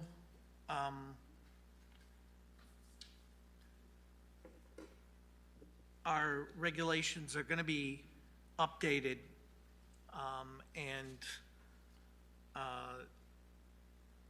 there is going to be an affordable component in the regulations. I don't know if what you're proposing would meet those regulations, but We're proposing 50%. 50%, affordable. period? 50% of all housing on the site would be affordable at 80% level. So qualify toward your goal. Okay. Chairman, if I may just make a comment, I think, any of the regulations that we've been meeting our subcommittees on would not fit this property. I mean, we haven't been talking about going into our residential zones with multifamily and that kind of thing. I think if it is something the commission is interested in, it would be a text amendment in and of itself related specifically to nonprofit kind of housing is kind of what I'm, related to religious institution. Just to the benefit of the commission, we are in a moratorium on housing. What your moratorium doesn't allow you to do is to entertain any applications that would create new units. So talking about preliminaries are certainly fine. Text amendments even can be entertained. It's the application that actually creates the units that is what the moratorium is in place on. But I just want to make that comment that what we've been looking at, we haven't contemplated having a church or another type of facility and housing and, this is a different kind of project, if you will, and that if it's something the commission is interested or is, want to pursue further, I think text amendments being written would be the appropriate next step or drafted. Okay, thank you. Commissioners? I see a light. Commissioner Carey? When I look at these are really big houses on this property. I mean, if we're talking about, that you wanted them for retired missionaries, these are big 2,600, 2,620 square feet, two of these houses, 1,680. These are big properties for retired missionaries. And they've got a lot of bedrooms in them. So, considering the size of the property and, what our expectations are for housing generally, I'm just surprised at the size of the houses. Mark, you have a second? They went through a long process as to what they arrive at this concept, and Mark can address how they ended up with that size units. Thank you. Mark Hopper. I'm a design architect and principal with Kroski Architects in Hartford, Connecticut, 750 Main Street. We had discussions with the client group to get an idea of their view of these housing units and how they would function. Certainly, we know that, again, defined as retirement housing, these missionaries and clergy do have families, so they do have people who visit. They also are, even though they're retired, they are still very academic-based. So a lot of these units do have 2 bedrooms, and one of them will function as a bedroom, but the other will more than likely function as a den or an office. While they do have a large number of bedrooms, I think it's appropriate for the use and for the type of clientele, people who are going to occupy these spaces. Traditionally, these missionaries and retired clergy are moving around. They don't have, in their lives and in their careers, they haven't been able to develop assets. They haven't owned property. So the Golden Lampstand Association is really trying to fit a need with these residents to be able to provide adequate space where these people haven't had that type of space throughout their lives, so they can live out fully, but also have the visitation of family and friends to this location. So that's really, what developed the size of these types of units.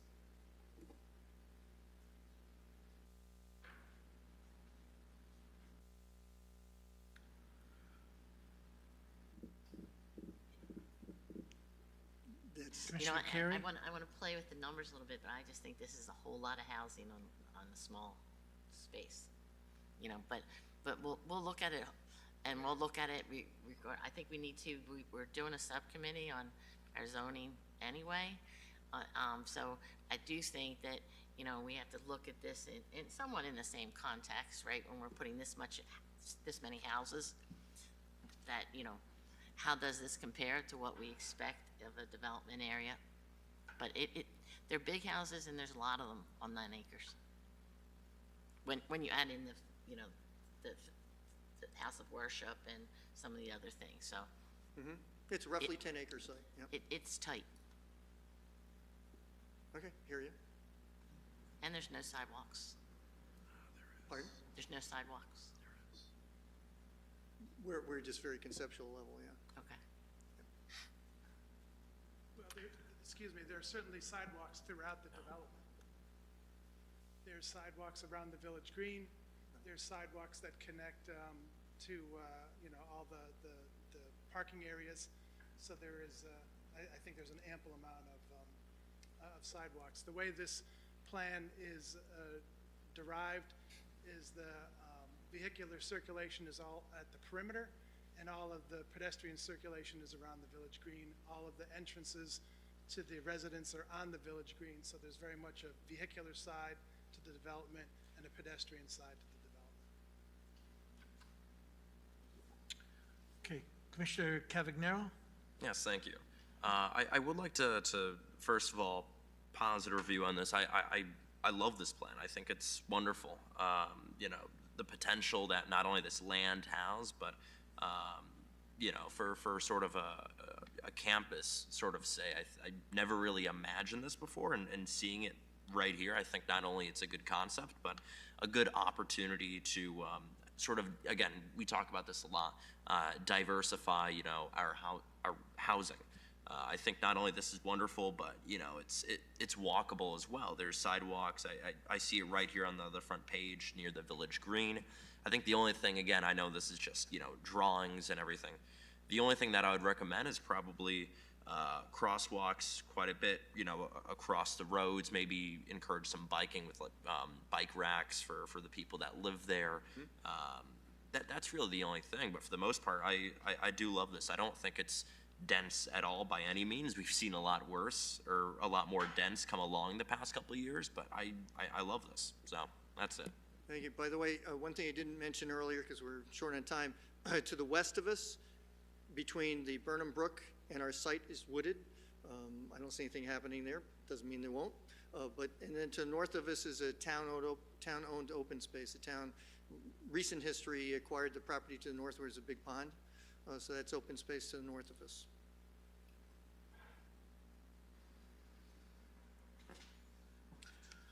Commissioner Foley? Yeah, I don't know, I think I have a bit of a problem. We don't have everything that's been given to us is about housing in this, nothing about the ministry building, at all. So, the concept to me was, this land was for a place of worship. It's becoming a housing development. You talk about, people that have served as ministries and, now they need a home. 26, this is not a normal home. These are really big, housing. And, if they're retired, then we say it's a 55 and older community, or, because, again, the impact of our school system. There's too many unanswered questions. This is something I'm not leaning in favor of, so. Commissioners, any other input, feedback? Commissioner Dexter? Well, and to Alan's point, diversity of housing, it's not going to be available to anybody but the folks within. So it is a microcosm of a little village in our town. And when we gave approval for that access and that gazebo, I'm, I guess, naive of me not to envision this. This is, wow. So I have to really look at this and think about this. I don't even have a comment other than that, what I just said. Okay, by the way, we have which is in your packet, the interior layout for the ministry center, the church.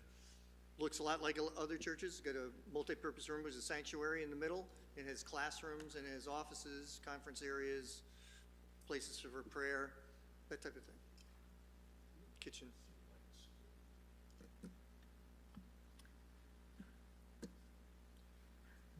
Where's the sanctuary? Right in the middle, multi-purpose room. Multi-purpose room right here. This is an altar with a baptismal pool. Oh, okay. A little area for music. There's an AV studio here, so they do a lot of filming of their services and then broadcast to other congregations and then broadcast internationally. Okay. certainly a central office area, and then classrooms that are involved for kids and adult Bible study. Right. And the expectations, this will be used not just by the congregation that's here at this facility, but also by the other 8 congregations throughout Connecticut. Throughout the what? Throughout Connecticut. The other 8 congregations will come here for activities, educational activities and other worship-type activities associated with their congregation.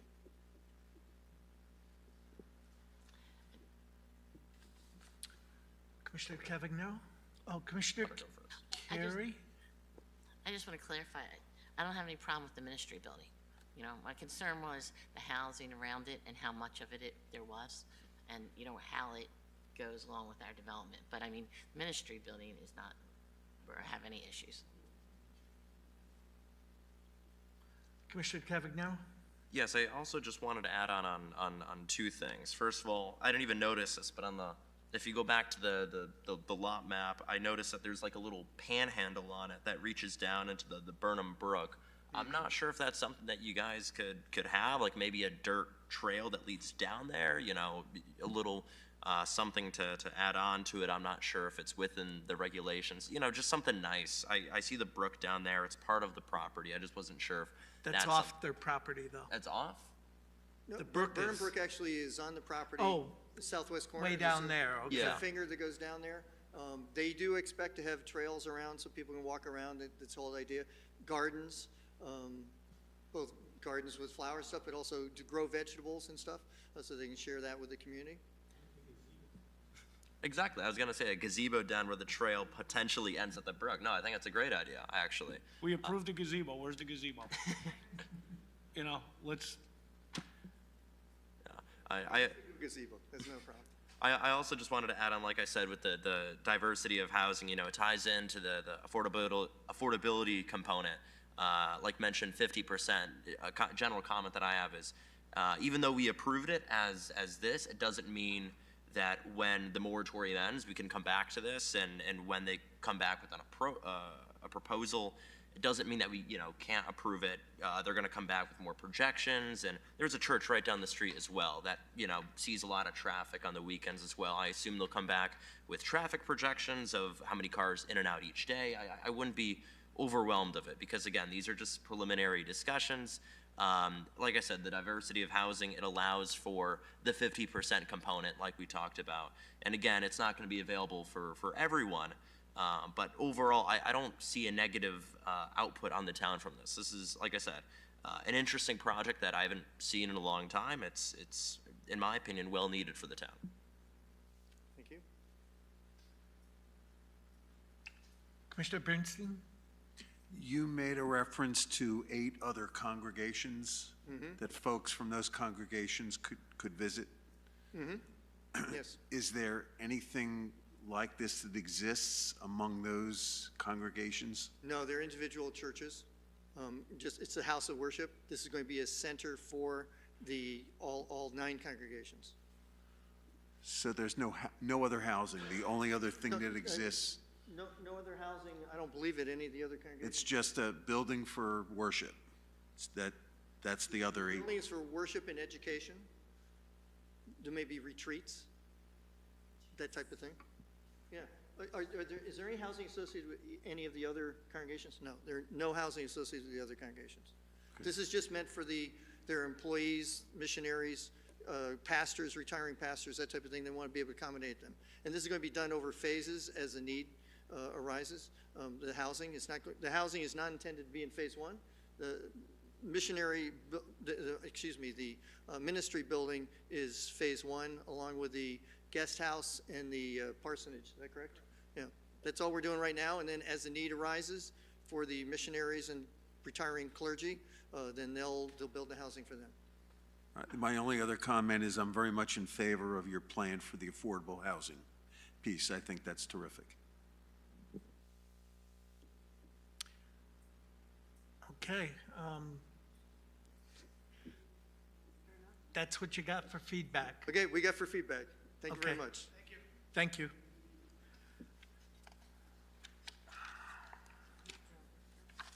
Interesting. Okay.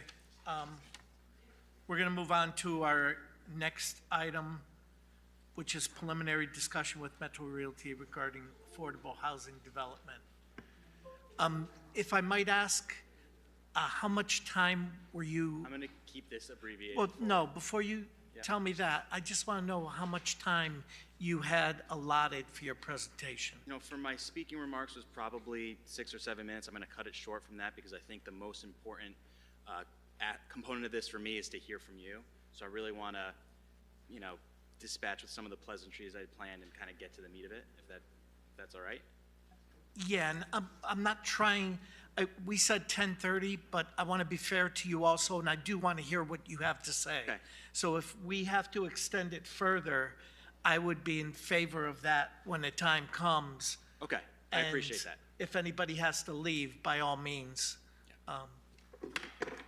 Okay, I appreciate that. So I won't rush through it because this stuff it's important, so.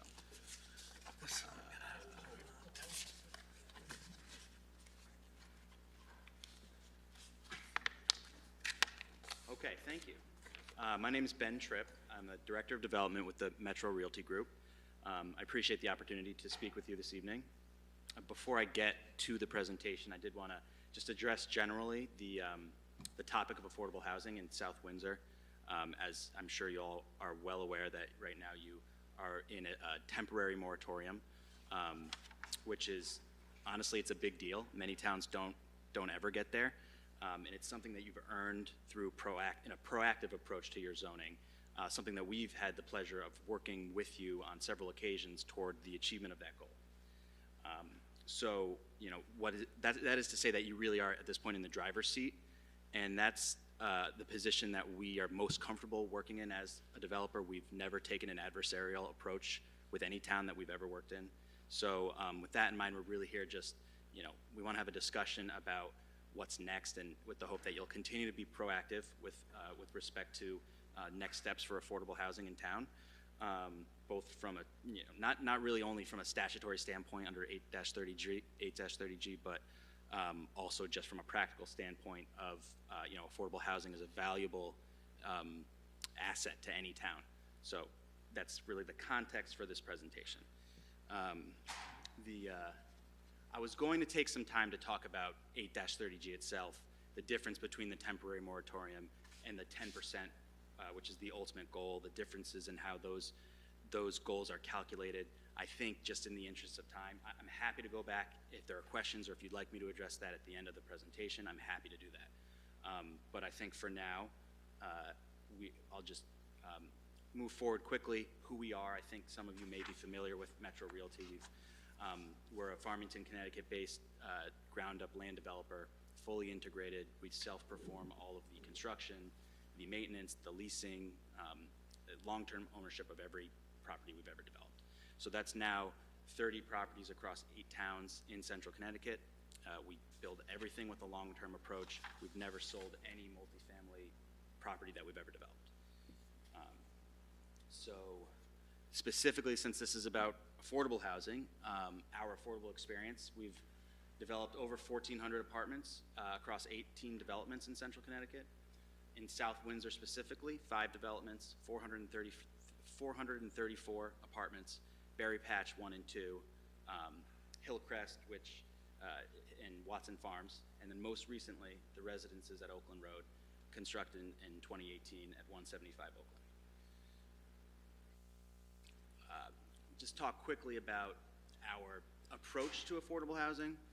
All of these slides are in the package that I've provided to you. So we really focus on what we like to call a home-style approach. All of our developments have been, on the affordable side, have been 2-story, direct entrance from the exterior, so there's no common hallways. All of the apartments have private outdoor space. It really presents more like the direct access to your own home as opposed to a unit within a multifamily development. The units are, the apartments are on the larger side, I would say, for you know, what you might find in an affordable development. They're on average about 1,000 square feet. We use granite countertops, stainless steel appliances. We put a lot of care. This is an image from 175 Oakland Road, the most recently developed residential community that we've done here in South Windsor. And here are some renderings from a current development that we have, a mixed income development under construction in Berlin right now. And this is really a template for the development that we would contemplate pursuing here in Berlin. Or, I'm sorry, here in South Windsor. So complementing that traditional exterior is more of a contemporary interior with, as I mentioned, the higher quality finishes. So, you know, kind of breeze through who we are, what we've done, our experience. I'd like to talk specifically about what we've identified as an opportunity here in South Windsor. So this is 240 Deming Street. It's just east of the intersection of Deming Street and Buckland Road. It's currently the Calvary Church. It's about 6 acres, the total site. It's bordered to the west and the north by assisted living facilities, to the northwest by one of our developments, Berry Patch, and to the east by a single-family lot. It's got sewer, full sidewalk access on Deming that leads you to the amenities on Buckland Road. There are bus stops in both directions right there on the corner of Buckland and Deming. It really is, in our opinion, an excellent location for housing. Currently, it's zoned Gateway Development Zone, which I don't need to tell you the array of commercial uses that are allowed in the Gateway Zone. It seems that perhaps, given its location adjacent to existing single-family, a higher intensity commercial use may not be the best use for this parcel. So instead, it seems like an opportunity to utilize the multifamily as it's often used in land use as a transition from the higher intensity commercial uses of Buckland Road to the lower intensity single family to the east. So with that, this is a depiction of the conceptual site plan here. It is, so it's a 6-acre site. We are anticipating or planning on reserving the acre that's adjacent to the single-family residential to the east and not incorporating that in the multifamily development. So it serves as, it's about 200 foot deep as a more or less a buffer between us and the existing single-family home. So that leaves us with about 5 acres of developable land. And this site plan shows 72 apartments, all 2-story, as I described previously, 2-story direct access. They vary in building size from 4 apartments to 12 apartments in the largest building. The most important thing here is the affordability component. So this would be a development that would be financed by CHFA, and in that respect, the exact number of affordable apartments is sort of to be determined as we actually work through the financing process with CHFA. But in terms of the affordability goals and the 10% target, 100% of the apartments within this development would count toward that 10%, that exemption that is the target of 8-30G. So that's similar to Berry Patch, the other developments we have in town that are a hybrid between market rate and affordable developments. Similarly, 100% of those developments, whether it's a market rate unit or an affordable unit, all of those count toward that 10% goal because of the projects financed by CHFA. So that if there's questions about that, that was part of the presentation I skipped over at the beginning. I'm happy to go through like how that calculation is made. From a practical standpoint, I envision this development being 80% affordable and 20% market rate. But realistically, that there's some flexibility in exactly what that number is. But this is really, for all intents and purposes, it's a majority affordable development. So that's, in terms of unit makeup, we see this as 50% 1-bedroom, 50% 2-bedroom. That's what this product type is, what this architecture has, that's what it yields. And, you know, I guess the last thing I think I'd be remiss if I didn't touch on, you know, I think it's top of mind for many in town is the school-age children. So you know, it's not, I was here for the previous presentation with the addition of, you know, portable classrooms. All I can do is be transparent with respect to expectations. You know, there are many studies that have been done in terms of what apartments yield with respect to school-age children. There's Rutgers, multipliers, and we've got data from our other communities, our portfolio across central Connecticut. I think the most relevant is, and I'm happy to go through any of that information, the most relevant is probably the 175 Oakland Road, which is a very similar development that we did just right around the corner. We've monitored that with information from your Board of Education over the last 3 years. For the 78 apartments that has, it's ranged between 10 and 16 school-age children throughout that time. Right now, as of the fall enrollment period, it's 15 school-age children. It's 4 in elementary school, 6 in middle school, and 5 in high school. And that is, since this development is smaller than that, we would anticipate, it's similar, slightly smaller. We would anticipate somewhere in that 10 to 14 range to hold, and that is in line with, again, what that Rutgers multiplier would tell you, and for, you know, most recently predicted 2016 Connecticut area apartment would yield. So I think now, you know, I would love to come back in with an application, but really, I mean, I would love to get feedback to hear what you guys are thinking in terms of the location, the general idea of pursuing a largely market rate, largely affordable development in town. You know, I can tell you that with respect to the zoning components of this development, I looked at what we did at 175 Oakland at 15 units per acre. This is less than 15 units per acre.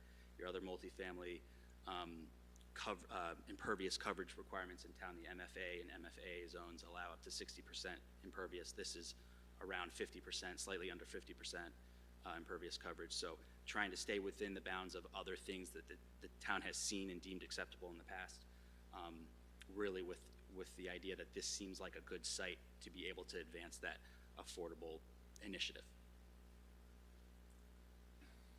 So, Okay. I'd love to hear from you guys. Commissioners, any input? I have a question. I'll entertain a motion.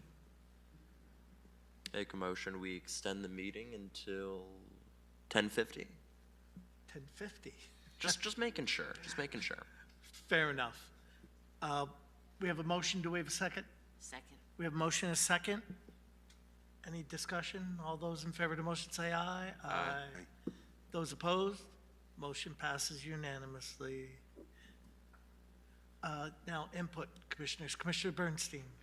So, am I correct in assuming that one of the major differences between like Berry Patch and Watson Farms and this is their senior housing and this is not? Correct. Now, 175 Oakland Road was not. So this would be more, this is similar to that development. Okay, so I don't see a clubhouse here, for instance. Is that because it's, that you only do that with senior housing?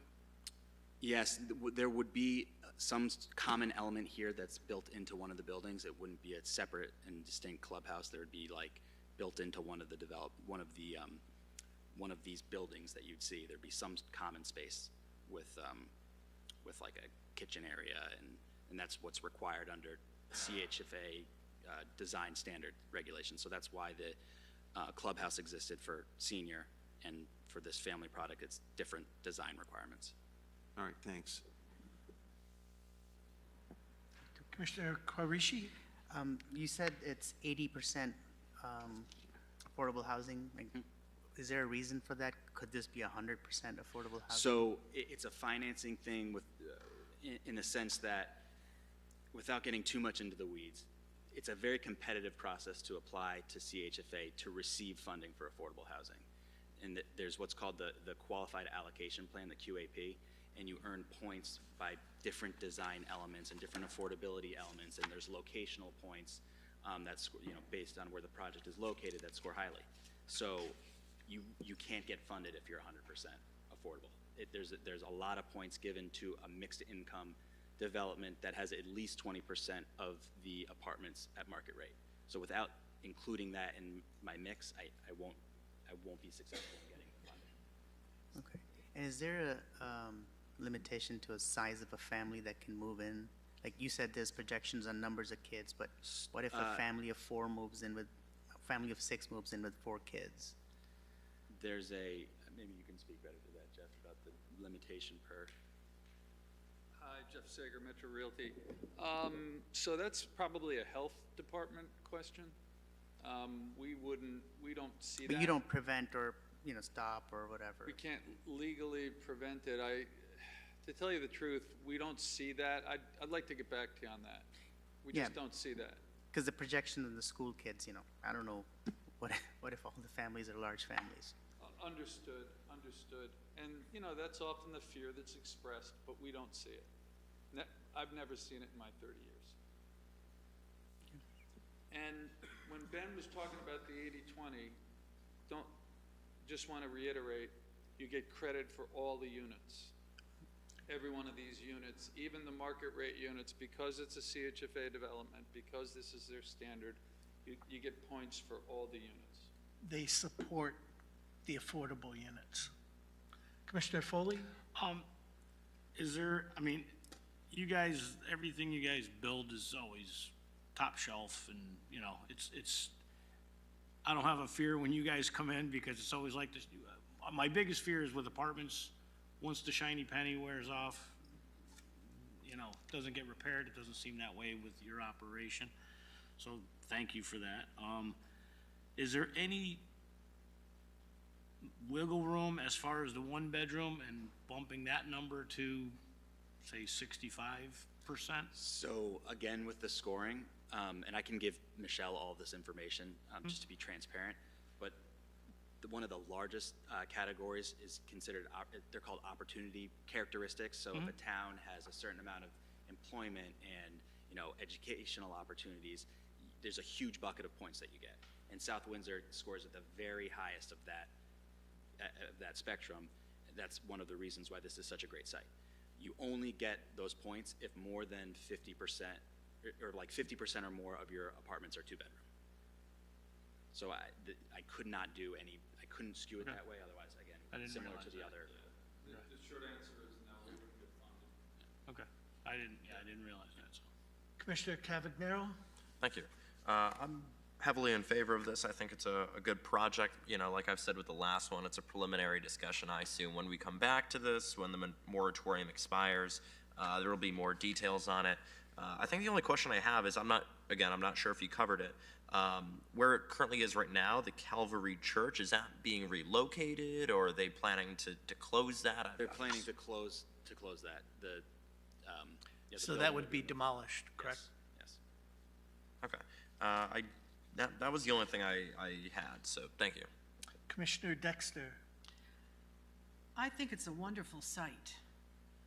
Right off Buckland Road, you mentioned the bus stops, and it also might be a catalyst for this town center we always talk about, just down the road a bit. We won't talk about the quality that you guys bring to the table, that's a given. And I certainly would rather have this than something put on us that we have no control over. So I think this is a great start.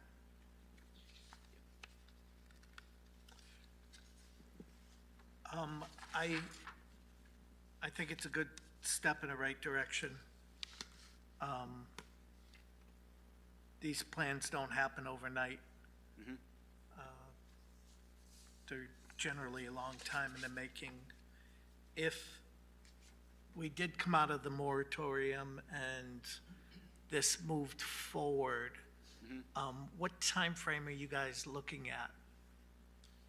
So it's always the sooner the better with respect to getting the true planning started, because it's a very long process with CHFA. Right. So, I would love to be in here with a plan set, at the beginning of next year. Might be a little bit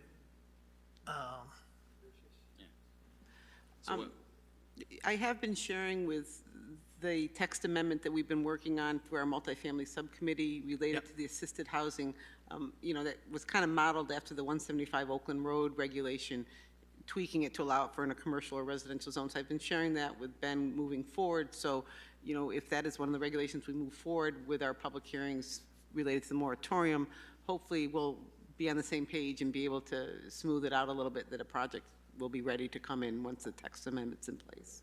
Do you know what school system these are in?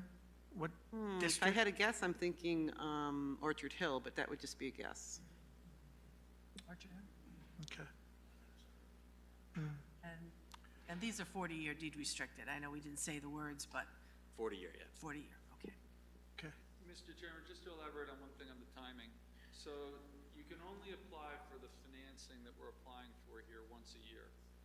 And it's done in 2 stages. There's an application in November for the mortgage financing. So that'd be November 2023. And then in January 2024, call it mid-month January 2024, would be the application for the tax credits.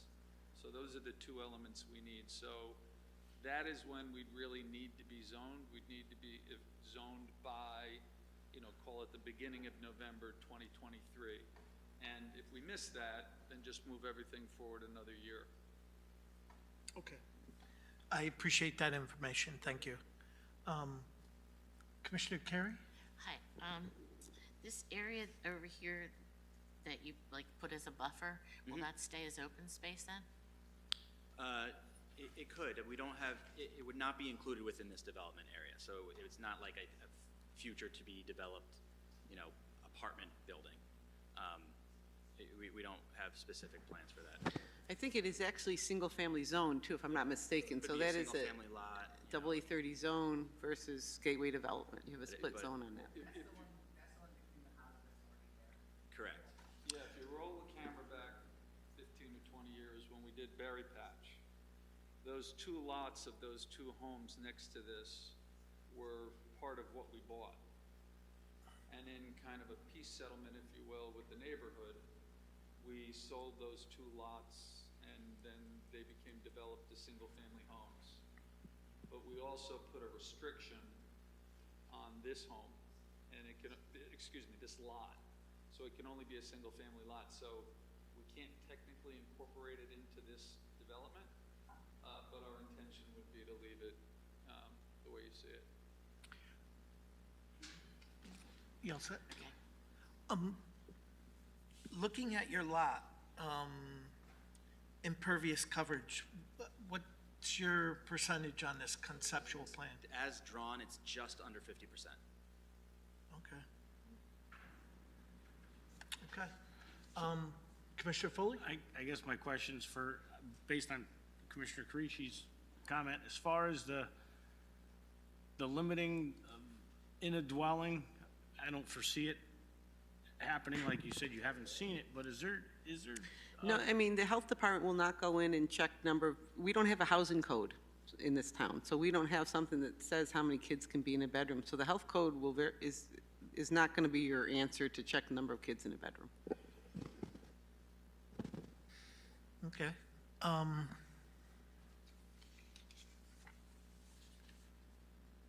I like the concept, I like the affordability.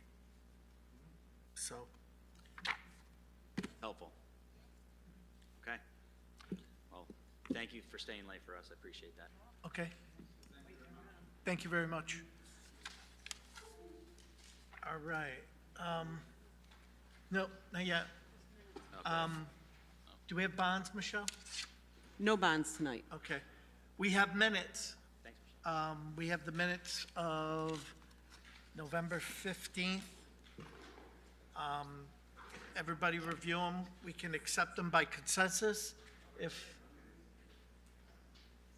okay. Sold. Those are accepted by consensus.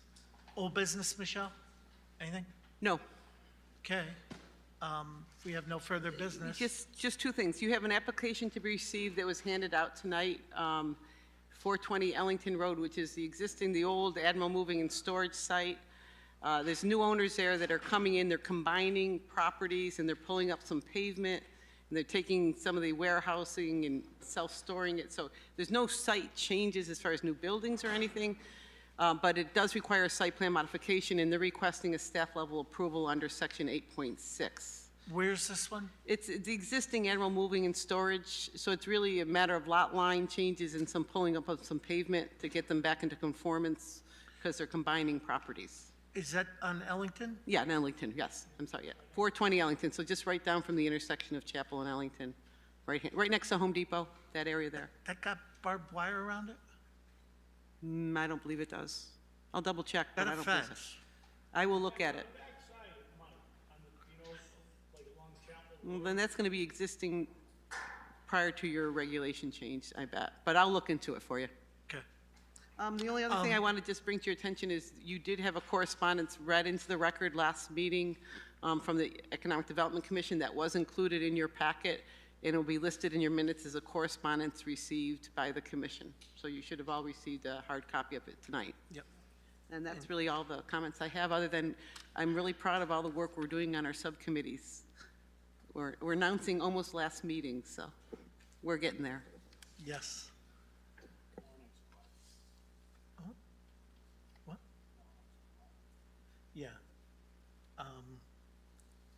As Kevin just said, tomorrow night's the quad meeting for that committee. So that'll be at 7 or 6? 6? 6 down the Madden room. So. And Chairman, one last thing, I'm hoping that our December meeting will be about the plan of conservation development. I'm still awaiting town attorney review of the contract.